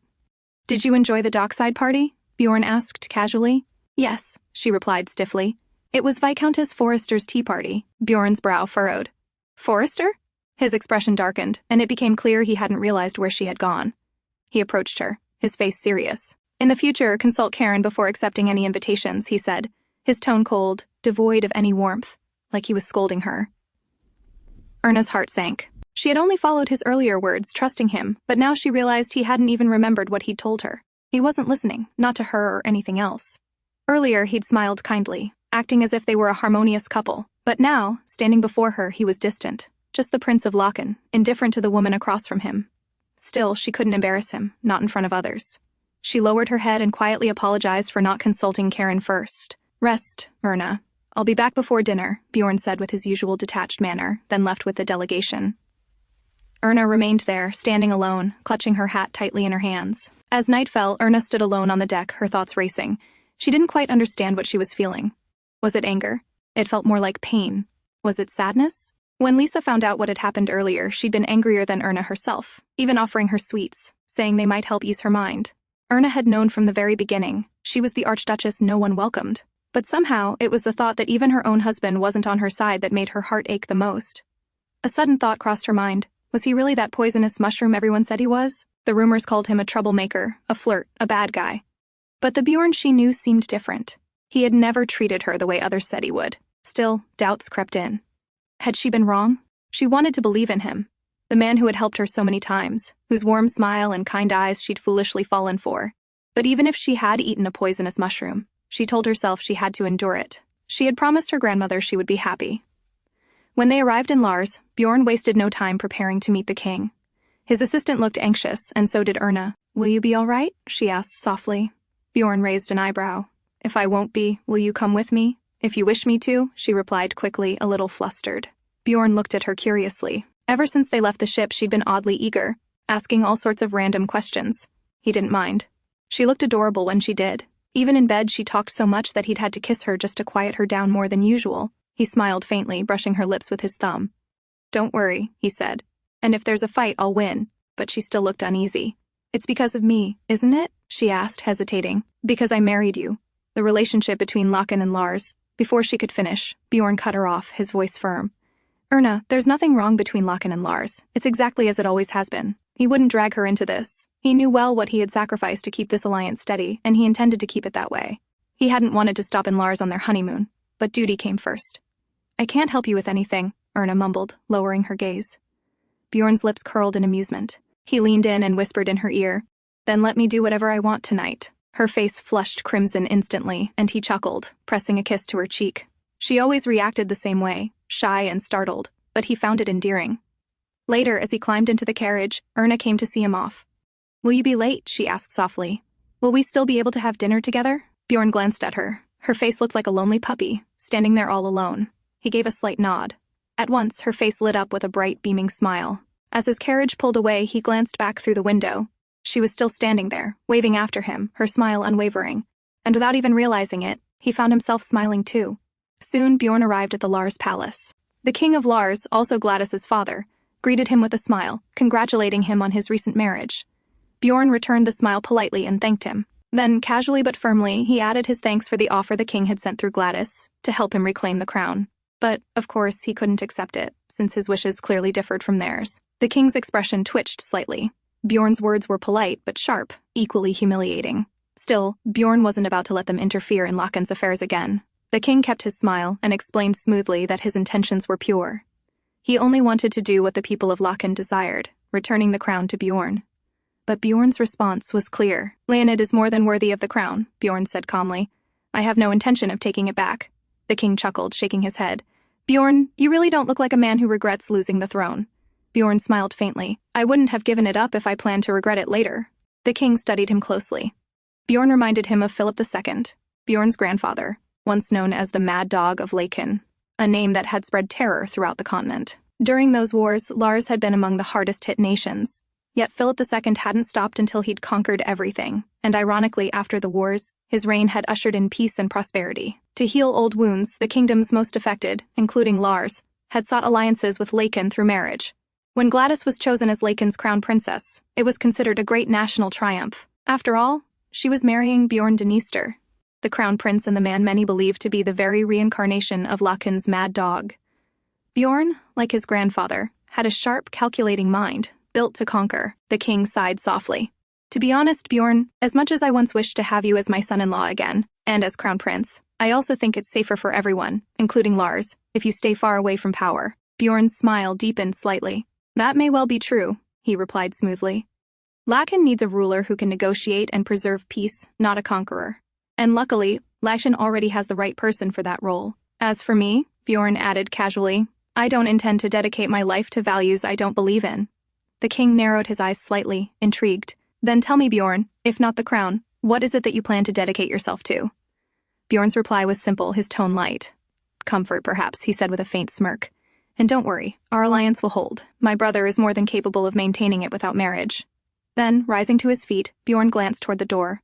Now, would you mind opening that door? He said, amusement flickering in his eyes. Otherwise, the Lechen ministers might think their troublesome prince got beaten up by the king of Lars. The king let out a deep laugh.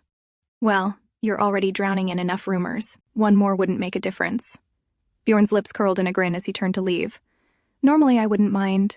But as you know, I'm on my honeymoon, so no thank you. With that, he exited, leaving the king chuckling behind him.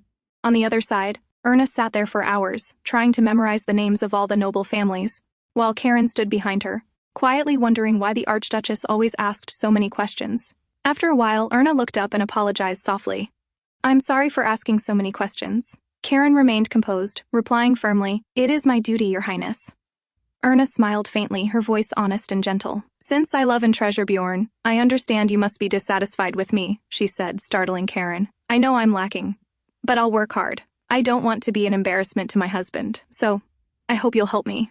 Karen couldn't quite understand why Erna was saying this so sincerely, but after a moment of hesitation, she nodded. As night fell, a maid quietly informed Karen that a message had arrived from the prince. He would be late, but Karen told her to wait and deliver the news later. She's getting ready right now, Karen said, glancing toward Erna's room. It wouldn't be right to disturb her in the middle. As Karen left with the maid, she was stopped by another maid, one from Princess Gladys's household. Karen's expression tightened slightly at the sight. After that night, Erna spent most of her days alone. The other maids continued to gossip behind her back, whispering about how the prince seemed to be ignoring his wife. Lisa always got angry when she heard such words, but every time, Erna stopped her, not wanting to stir any trouble. Yet, even Lisa could see it clearly. Erna was being neglected. It had been 10 days since they arrived in Lars. Most days, Erna spent alone. Once in a while, she'd have dinner with the prince, but aside from that, it was always just her and Lisa. No visitors, no company. Lisa's heart ached as she watched her mistress. Why had the prince made such a grand spectacle of marrying her, only to treat her like this? In her free time, Erna buried herself in studying the noble families, carefully noting everything down. She also wrote letters to her grandmother, though, to keep her from worrying, she found herself adding in a few harmless lies. Soon, a maid arrived to inform Erna that her bath was ready. She followed them and took her bath as usual, but just then, Bjorn arrived outside and ordered the maids to leave for the day. Once they were gone, he removed his blazer and coat, then lazily sprawled out on the bed, clearly exhausted. The bank merger between Lars and Lechen wasn't easy. He had attended endless meetings and been forced to drink with them. The king's son had been especially annoying, first threatening him when they didn't know Gladys's secret, then crying for forgiveness after learning the truth, blaming it all on fate. Bjorn scoffed at that. Why blame fate when it was clearly their sister's doing? Still, what annoyed him the most was the prince's final remark. How did you end up with a woman like that? A woman like that? Those words lingered in Bjorn's mind, irritating him. These people still had the nerve to speak about his wife that way. He had to restrain himself, but it was worth it for the gold and stocks the king had agreed to as part of the deal. He knew every noble in Lars was dying to find out more about the new archduchess who had replaced Gladys, but they'd never get close. He wouldn't allow it. As he sat there deep in thought, Erna appeared. "Bjorn," she called softly, stepping into the room. "I thought you were going to be late." Without a word, he sat up and offered his hand. She placed her hand in his, asking worriedly about how much he had drunk, if he was feeling all right. Instead of answering, Bjorn simply pulled her into his lap. She let out a small gasp as she stumbled, catching hold of his shoulder for balance. He tightened his arms around her, kissing her neck gently. "Did something happen?" she asked, sensing something was off. "No," he murmured, though he continued to nuzzle into her softly, her scent somehow easing the heaviness in his chest. As he held her, she began to chatter, telling him every little detail about her day, how she had gone for a stroll with Lisa, studied the royal family trees. She told him everything. Bjorn listened quietly, watching her intently. Then, in the next moment, he leaned in and kissed her lips, cutting off her words mid-sentence. This had become his way of silencing her. He held the back of her head gently, deepening the kiss as he slowly laid her down on the bed, his larger frame hovering over hers as their lips met again and again. Tonight, Bjorn wasn't as gentle as usual. Erna could sense it. His touch was rougher, less patient. What pained her more, however, was how foolishly happy she had been when he returned, despite everything. Even now, she couldn't seem to hate this man, no matter how hard she tried. She knew she must look foolish, letting herself care like this, but she had long accepted the way things were, so why did the words of others still sting? As she struggled to hold back her tears, Bjorn finally noticed her pale face, her trembling hands. He called her name softly, Erna, reaching out to her, but she flinched away instinctively. Bjorn froze. That small reaction struck him harder than expected. In that moment, the image of her father, Walter Hardy, flashed across his mind, a man known for raising his hand against his daughter. Did she see him the same way now? But just as quickly, Erna reached for him, her fingers brushing his cheek, calming him. Her voice trembled but remained gentle as she spoke. "It's not that I dislike it," she said softly, her eyes steady, "but could you slow down a little?" In reality, she was simply worried. He had been a little rough, and the scent of alcohol lingered on him. But she wasn't afraid. She knew this man would never hurt her. Bjorn looked at her for a long moment. Her request felt ridiculous in this situation, and yet, somehow he found himself obeying it. He leaned in and pressed a slow kiss to the hand that had been holding his face. What surprised him more than anything was that he didn't dislike it. In fact, the whole situation struck him as absurd, but oddly enough, he didn't mind it. Then Erna, still flushed, wrapped her arms around his neck, pulling him closer. "I'm all right now," she whispered softly, "so you can continue." Bjorn let out a low chuckle. This shy little girl, now she was the one teasing him. How amusing. After who knows how much time had passed, Bjorn opened his eyes and found Erna sleeping beside him. He leaned in and kissed her softly. then got up, slipping on his shirt, ready to return to his room. But Erna suddenly stopped him, tugging his sleeve. "Don't go," she said. "Stay. Sleep here with me." Bjorn let out a quiet sigh, this request again. "Erna, I'm not comfortable sleeping with someone else," he said plainly. "Me neither," she admitted, "but isn't marriage about sharing everything? Walking through a thorny path together?" she explained hastily. Bjorn frowned. "Who says that?" "The Archbishop," Erna replied innocently. Bjorn stared at her, deadpan. "The Archbishop has never walked through any thorns. But he's married to God, so we should at least make an effort," she protested, pouting. "Why should I do that?" Bjorn asked, his face serious. "Because you're my husband," she answered firmly. "And what exactly is a husband?" he questioned, narrowing his eyes. Erna quickly answered. "A husband is family, a friend, a lover, a lifelong companion. Basically, everything." Bjorn raised an eyebrow. "Was that also the Archbishop's teaching?" "No," she said with a small smile. "That's just what I believe." Bjorn let out a long sigh and leaned back on the bed. He couldn't argue with her. She was such a chatterbox, but somehow he found himself enjoying it. Looking at her, he smirked. "So, are you also planning to take baths with me since we're sharing everything now?" Erna, realizing she'd been holding onto his sleeve tightly, let go in a fluster. "No, you can go ahead. I'll wait here." But it was clear she was happy, beaming like a bright-eyed deer just because he wasn't leaving. Bjorn watched her for a moment, then suddenly pulled her into his arms without another word. She gasped, her face turning bright red. What are you doing?" He looked straight into her eyes, his voice low. "Don't you think it's unfair to only give without receiving anything? Shouldn't I get something in return too?" She struggled a little, but it was no use. And that's how, on that quiet autumn night, their shared path through thorns truly began. When Bjorn's eyes opened again, he felt something soft and warm, almost like a feather, brushing against his back. It took him a moment to realize where he was. Erna's room. It was her breath, soft and ticklish like a feather, that he'd felt on his skin. Turning his head slightly, he saw her sleeping peacefully beside him, her face calm and serene. A faint smile appeared on his face. It was her who had promised that she wouldn't disturb him while he slept. That was the promise she made on the first night they agreed to walk this thorny path together. And she'd firmly kept that promise, at least at the start. On the first night, she hadn't disturbed him at all. On the second night, it was the same, though the distance between them had grown smaller. By the third night, that distance shrank even more. Now, here she was, right behind him, sleeping so soundly and without a care. Bjorn stared at her, amused. Wasn't this fraud? And yet she looked so peaceful, so defenseless. And when did she even put her nightgown back on? He wondered, glancing over her. At first he'd had trouble falling asleep beside her, but now he slept well enough to even dream. This so-called thorny path didn't seem so troublesome after all. With a quiet chuckle, he reached over and rang the bell, giving his order for 2 teas to be brought to the bedroom. Lisa, who had just delivered 2 cups of tea to Erna's room, walked back with a bright smile. 2 cups again today.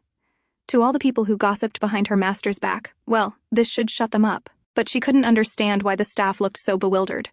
Wasn't it normal for a married couple to sleep together every day? Still, the older servants, those who had served the prince for years, looked genuinely surprised, which made Lisa feel that this really must be something special. Curious, she approached Karen. "You won't need to prepare a separate tea for the prince today either," Lisa said, still beaming. Karen looked at her glowing face, silently wondering how someone like Lisa had ended up as the Archduchess's maid. Then she suddenly remembered. Jade, Princess Gladys's maid, had come to see her the other day, asking about the Archduchess's schedule. Karen hadn't wanted to share it, but since Jade was Gladys's maid, she gave her some basic information. But today's request was different.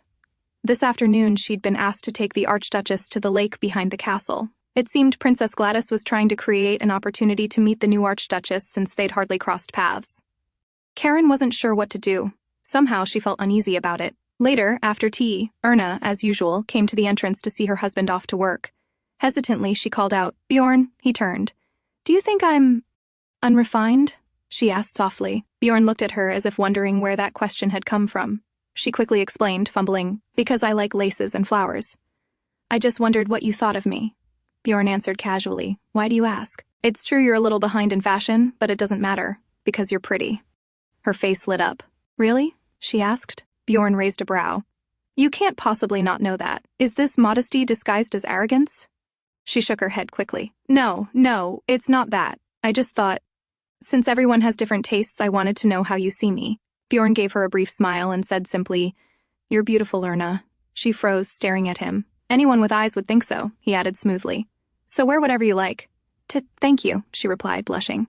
Wanting to return the compliment, she added shyly, "You're very handsome, too." But Bjorn, ever himself, replied without missing a beat, "I know."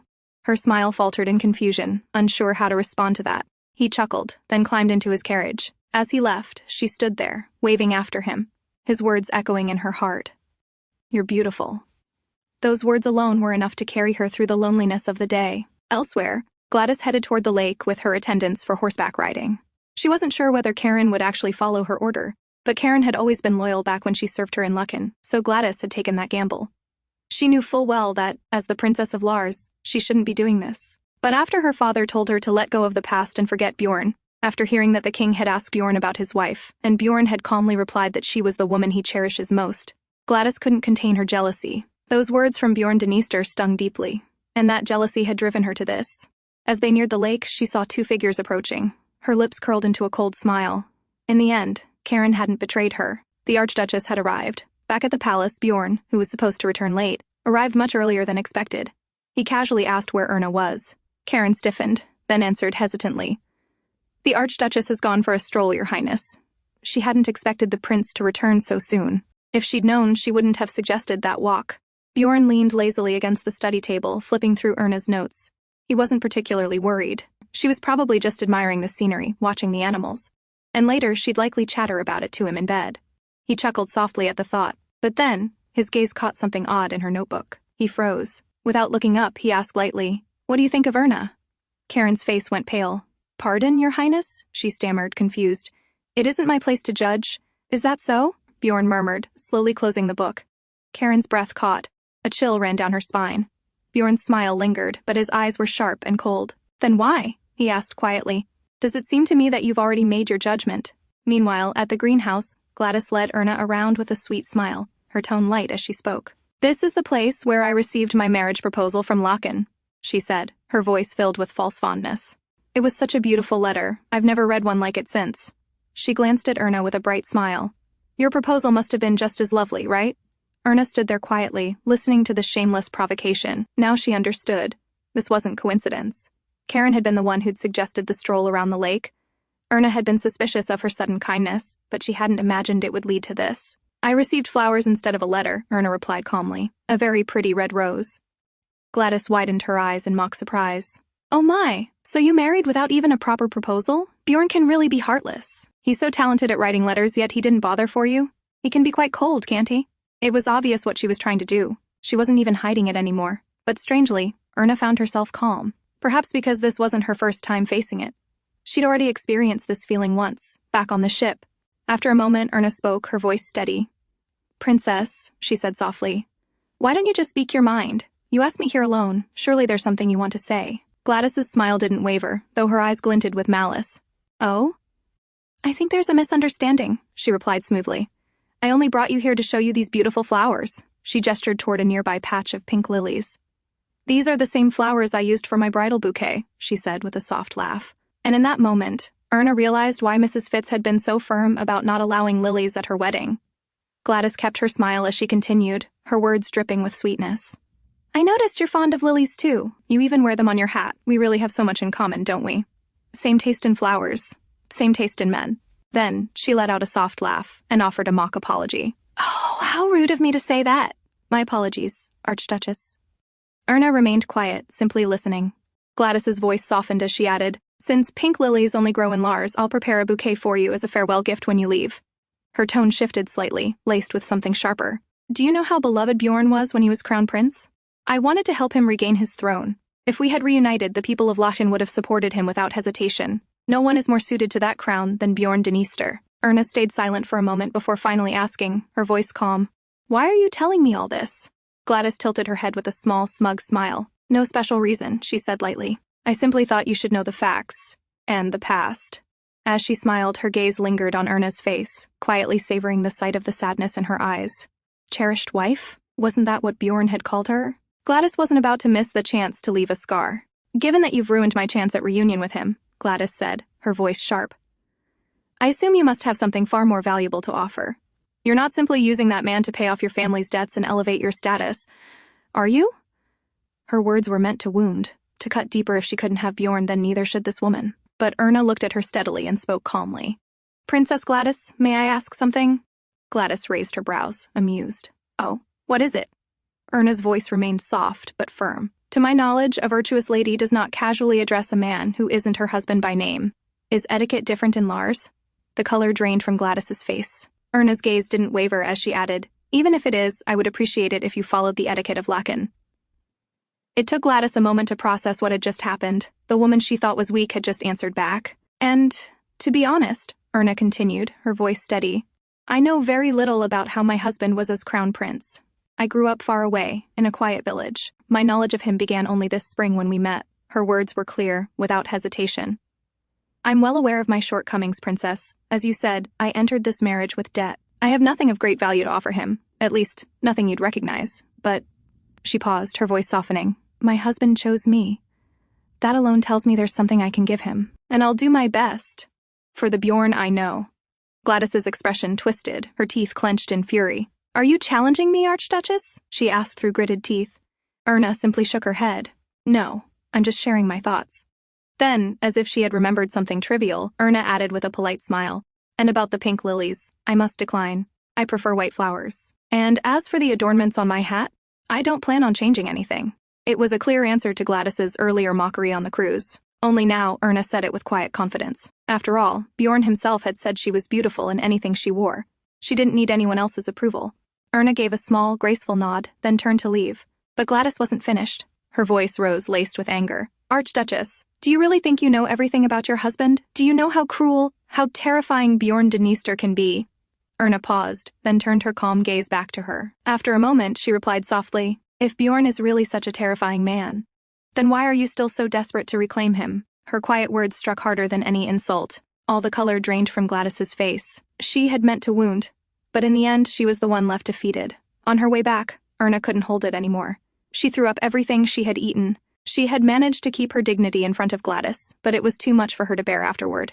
Lisa could only watch, unable to do anything to ease her mistress's suffering, and it filled her with anger. Her face flushed with fury, Lisa finally burst out. This can't be just a coincidence. It's obvious. Karen must have been behind this. Your Highness, please. We must tell the prince. But Erna shook her head weakly, her face pale. No, she said softly. Don't tell anyone.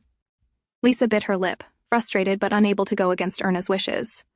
At the palace, Karen was already in a state of panic. She paced anxiously, terrified of what would happen once the Archduchess returned. If Erna told the prince everything, she knew her fate would be sealed. She had understood exactly what Bjorn's words meant earlier, when he questioned her in that cold, sharp tone. And she knew well, while siding with Princess Gladys seemed like a smart move to maintain her social standing. Not everyone in the palace was loyal to the princess. Many mistresses who appeared to support Gladys had old grudges simmering underneath.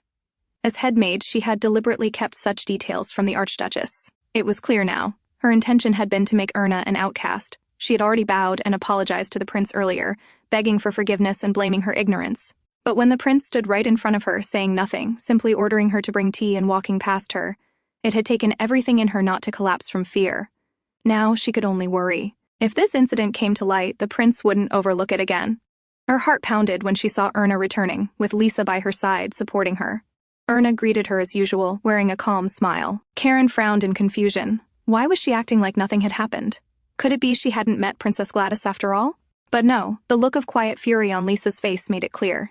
They had met. Then why? Why was the Archduchess saying nothing? Nervously, Karen spoke up. Your Highness, the prince has returned. Erna froze for a moment, her eyes widening slightly. Bjorn was here. Inside, Bjorn was still reading Erna's notebook, annoyed and irritated. Because of Gladys, Erna had no place in the social circle. It was frustrating. Just then, Erna entered, greeting him with a soft smile. Though she looked pale and weak as usual, today she appeared even more fragile to him. Are you ill? He asked, eyeing her carefully. She kept her smile. No, I'm fine, she replied calmly. Bjorn didn't press further. But as she noticed her notebook in his hand, her expression shifted. Bjorn, that's my notebook, she exclaimed, hurrying toward him. Bjorn raised the notebook higher, easily out of her reach given their height difference. Touching someone's things without permission isn't very gentlemanly, Bjorn, she huffed, frustrated. It's not as though there's some grand secret in here, Erna, he replied lazily, flipping through the pages.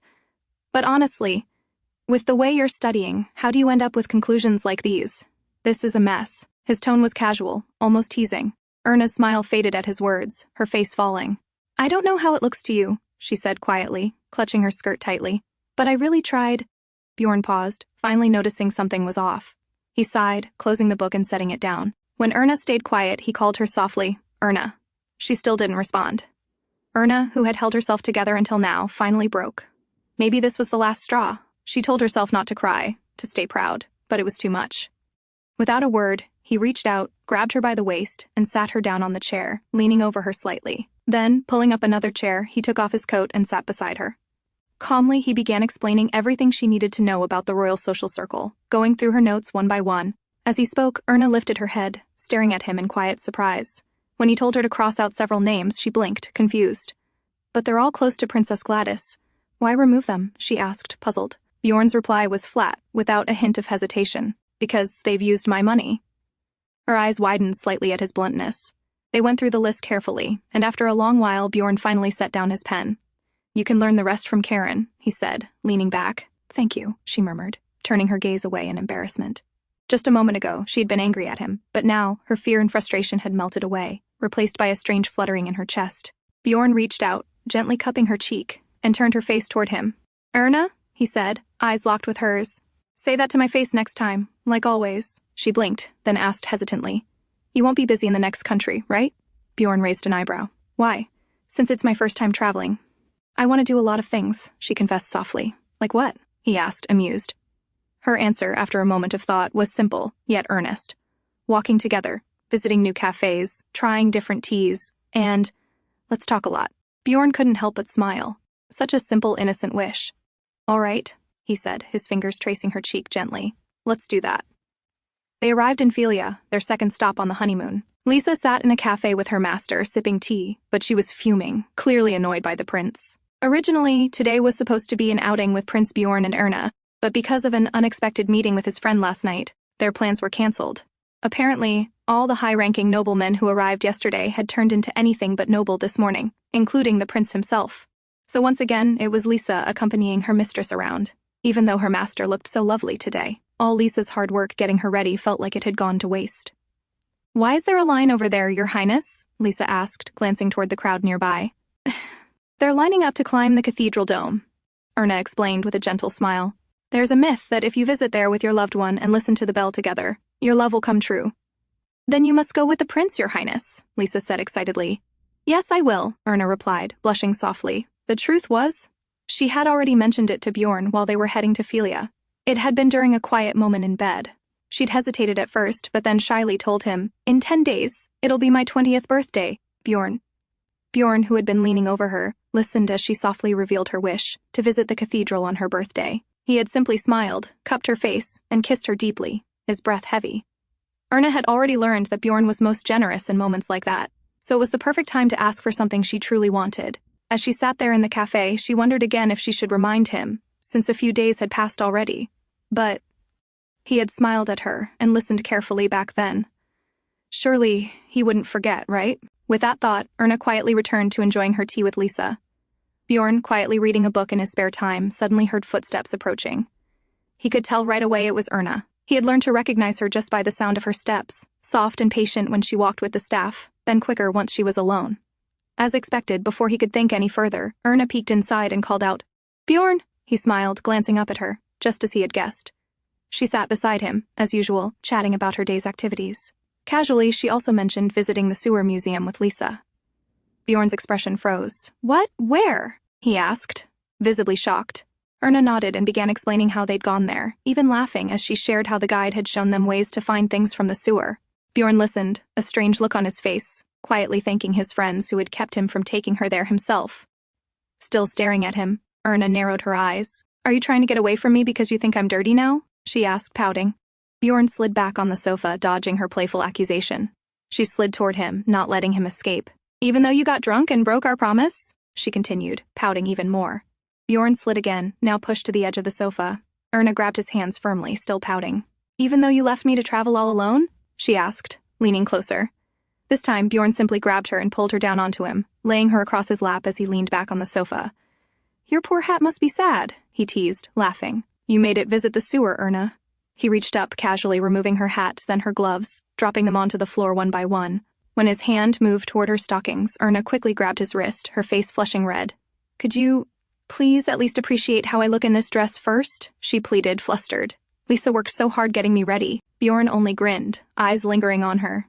But you're prettier with nothing on, he said, bold and shameless as always. Erna's face turned as red as a tomato. How can you say something like that so easily? What if I said that to you? She stammered, only to instantly regret it, realizing this man had no shame and would only answer more shamelessly.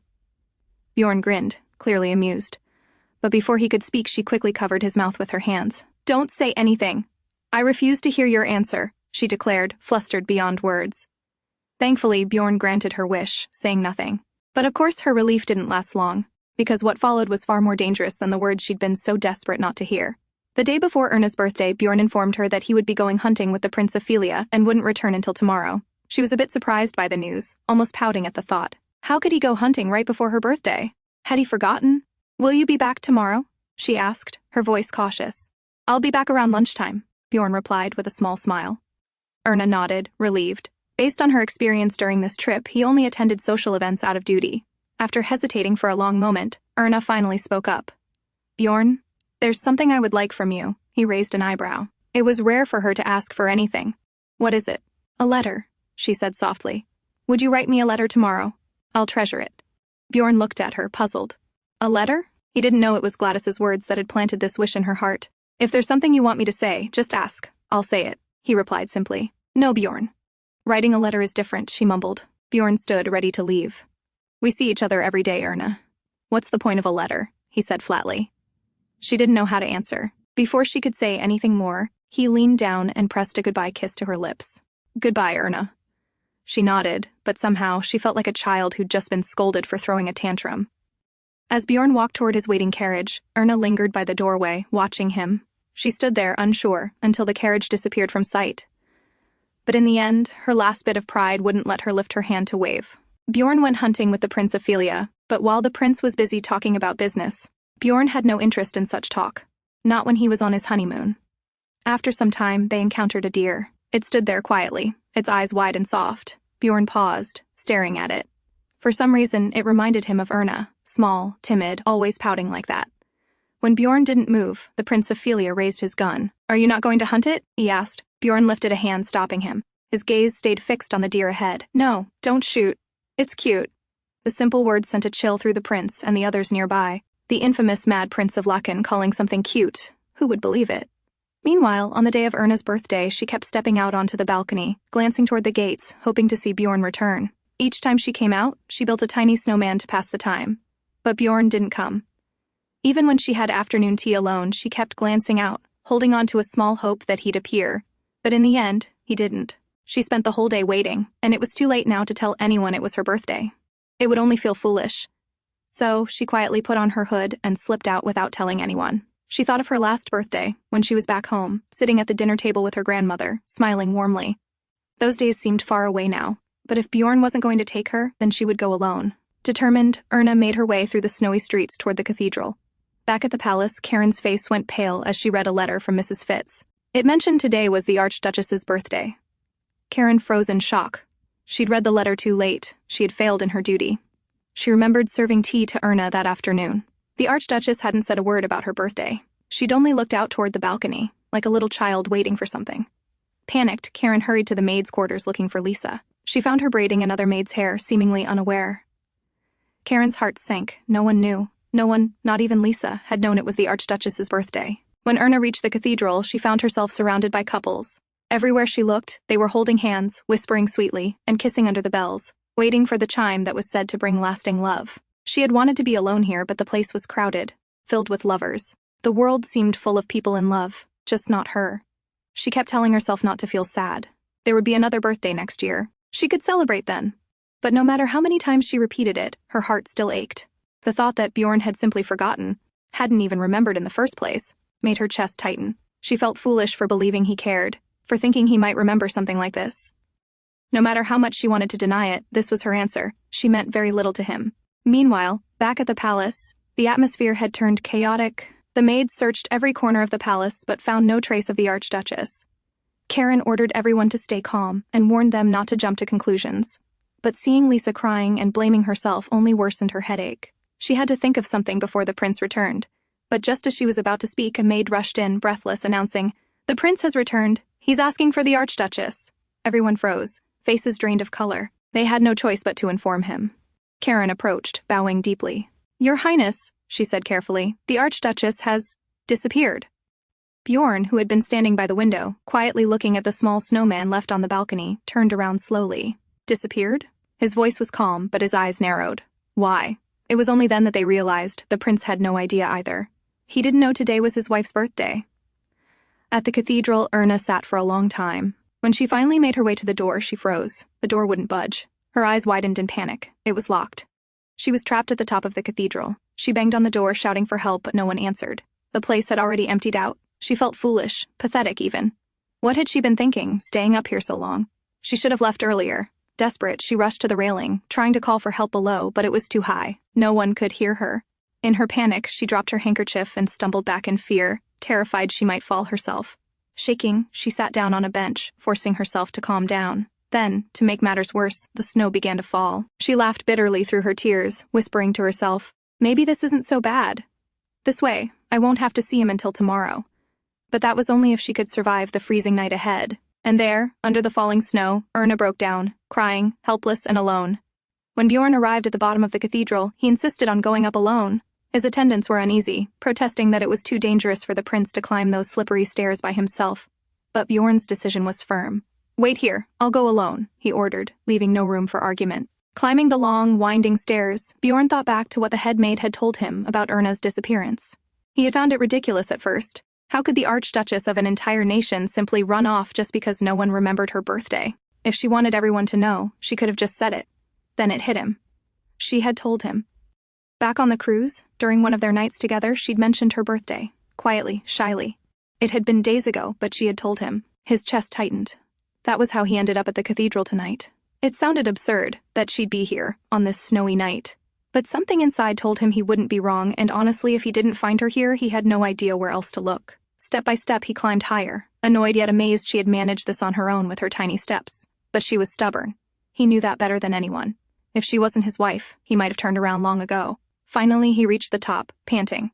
The door was locked. Without hesitation, he pulled out the key, unlocked it, and pushed the door open. "Erna!" he called out, stepping inside. At first, he saw no one. Then, turning to the left, his eyes landed on a small figure sitting on a bench, huddled beneath a hood, her head buried low. His heart sank. "Erna!" Bjorn called again, stepping toward her. She looked up at him, her eyes swollen from crying, her cheeks flushed red from the cold. Bjorn froze for a moment, staring at her pitiful state. How troublesome this woman was. And yet something about her pulled him in. He let out a quiet sigh and stepped closer. "Happy birthday. 20 years old, Erna," he said softly.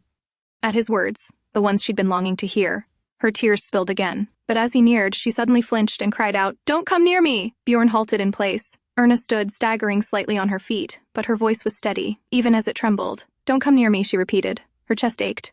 This man, her husband, was cruel. She had wanted him to forget. She had wished for him not to come.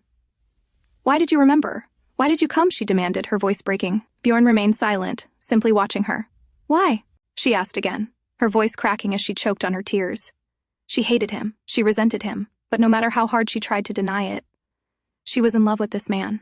She knew he didn't love her back. She understood that better than anyone. And yet, this man always appeared like her salvation, her prince, who came every time she was lost and alone. A single kiss from him could sweep away all her sadness and pain. She knew it was foolish, but she couldn't stop herself from feeling that way. It hurt, but still. She didn't want it to stop. He was a terrible man, and she was a fool for loving him. "Leave," she whispered, covering her face to hide her tears. "I don't want to see you." She felt pathetic. She couldn't even find her handkerchief now. Bjorn, who had been standing motionless, finally moved. Without saying a word, he stopped in front of her, pulled out his handkerchief, and gently wiped her tears. Quietly, he cupped her face, warming her cold cheeks with his hands. Sobbing, Erna looked at him, her voice breaking as she finally let her heart speak. "I waited for you," she cried, her words trembling. "I thought you'd come. I waited for so long. Couldn't you think of me as someone just a little more special than the others?" Her sobs grew harsher. "I'm not asking for love. Just a little more." Bjorn stared at her tear-streaked face, his expression unreadable. Just then, the bell rang, its chime echoing through the snowy night. This was the bell she had come here to hear with him. "Could you kiss me?" she asked softly, her voice almost lost in the sound of the bell. Bjorn let out a quiet, amused breath. "But you just said you didn't want to see my face." "That's true," she admitted honestly, eyes cast down. "Then?" he questioned again. "But we kiss with our eyes closed," she murmured, her voice small but resolute. The bell wouldn't ring forever. They had to kiss before it stopped. Bjorn didn't say another word. He reached out, cupping her cold face with his large hands, and kissed her deeply, without hesitation. Her heart ached, but still, it fluttered. She realized then, this was love. Painful, foolish, and just as terrible as the man before her. Later, they made their way down the steps. Erna, though weak and trembling, managed to walk carefully behind him. But at this slow pace, it would take too long. Without a word, Bjorn shrugged off his coat, draped it around her, and then, in a swift motion, lifted her into his arms. "If you don't want to see me," he muttered, "then close your eyes." Erna pouted but said nothing, glaring at him through her tears. She really hated this man. Down below, the palace staff finally spotted them, and all let out a breath of relief seeing the prince carrying the archduchess in his arms. Erna buried her face in her hood, hiding herself. Bjorn, unfazed, climbed into the carriage, still holding her close. He sat down, keeping her in his lap as she clung to him like a frightened child, his arms wrapped tighter around her, quiet, steady. He was simply relieved. He had found her. And just like that, the carriage rolled away, carrying the Archduke and Archduchess back to the palace. And that's a wrap. Thanks for watching. If you're excited for the next chapter, let me know by dropping a comment and hitting that like button. Your feedback helps me decide when to release the next one, so stay tuned and I'll drop it soon.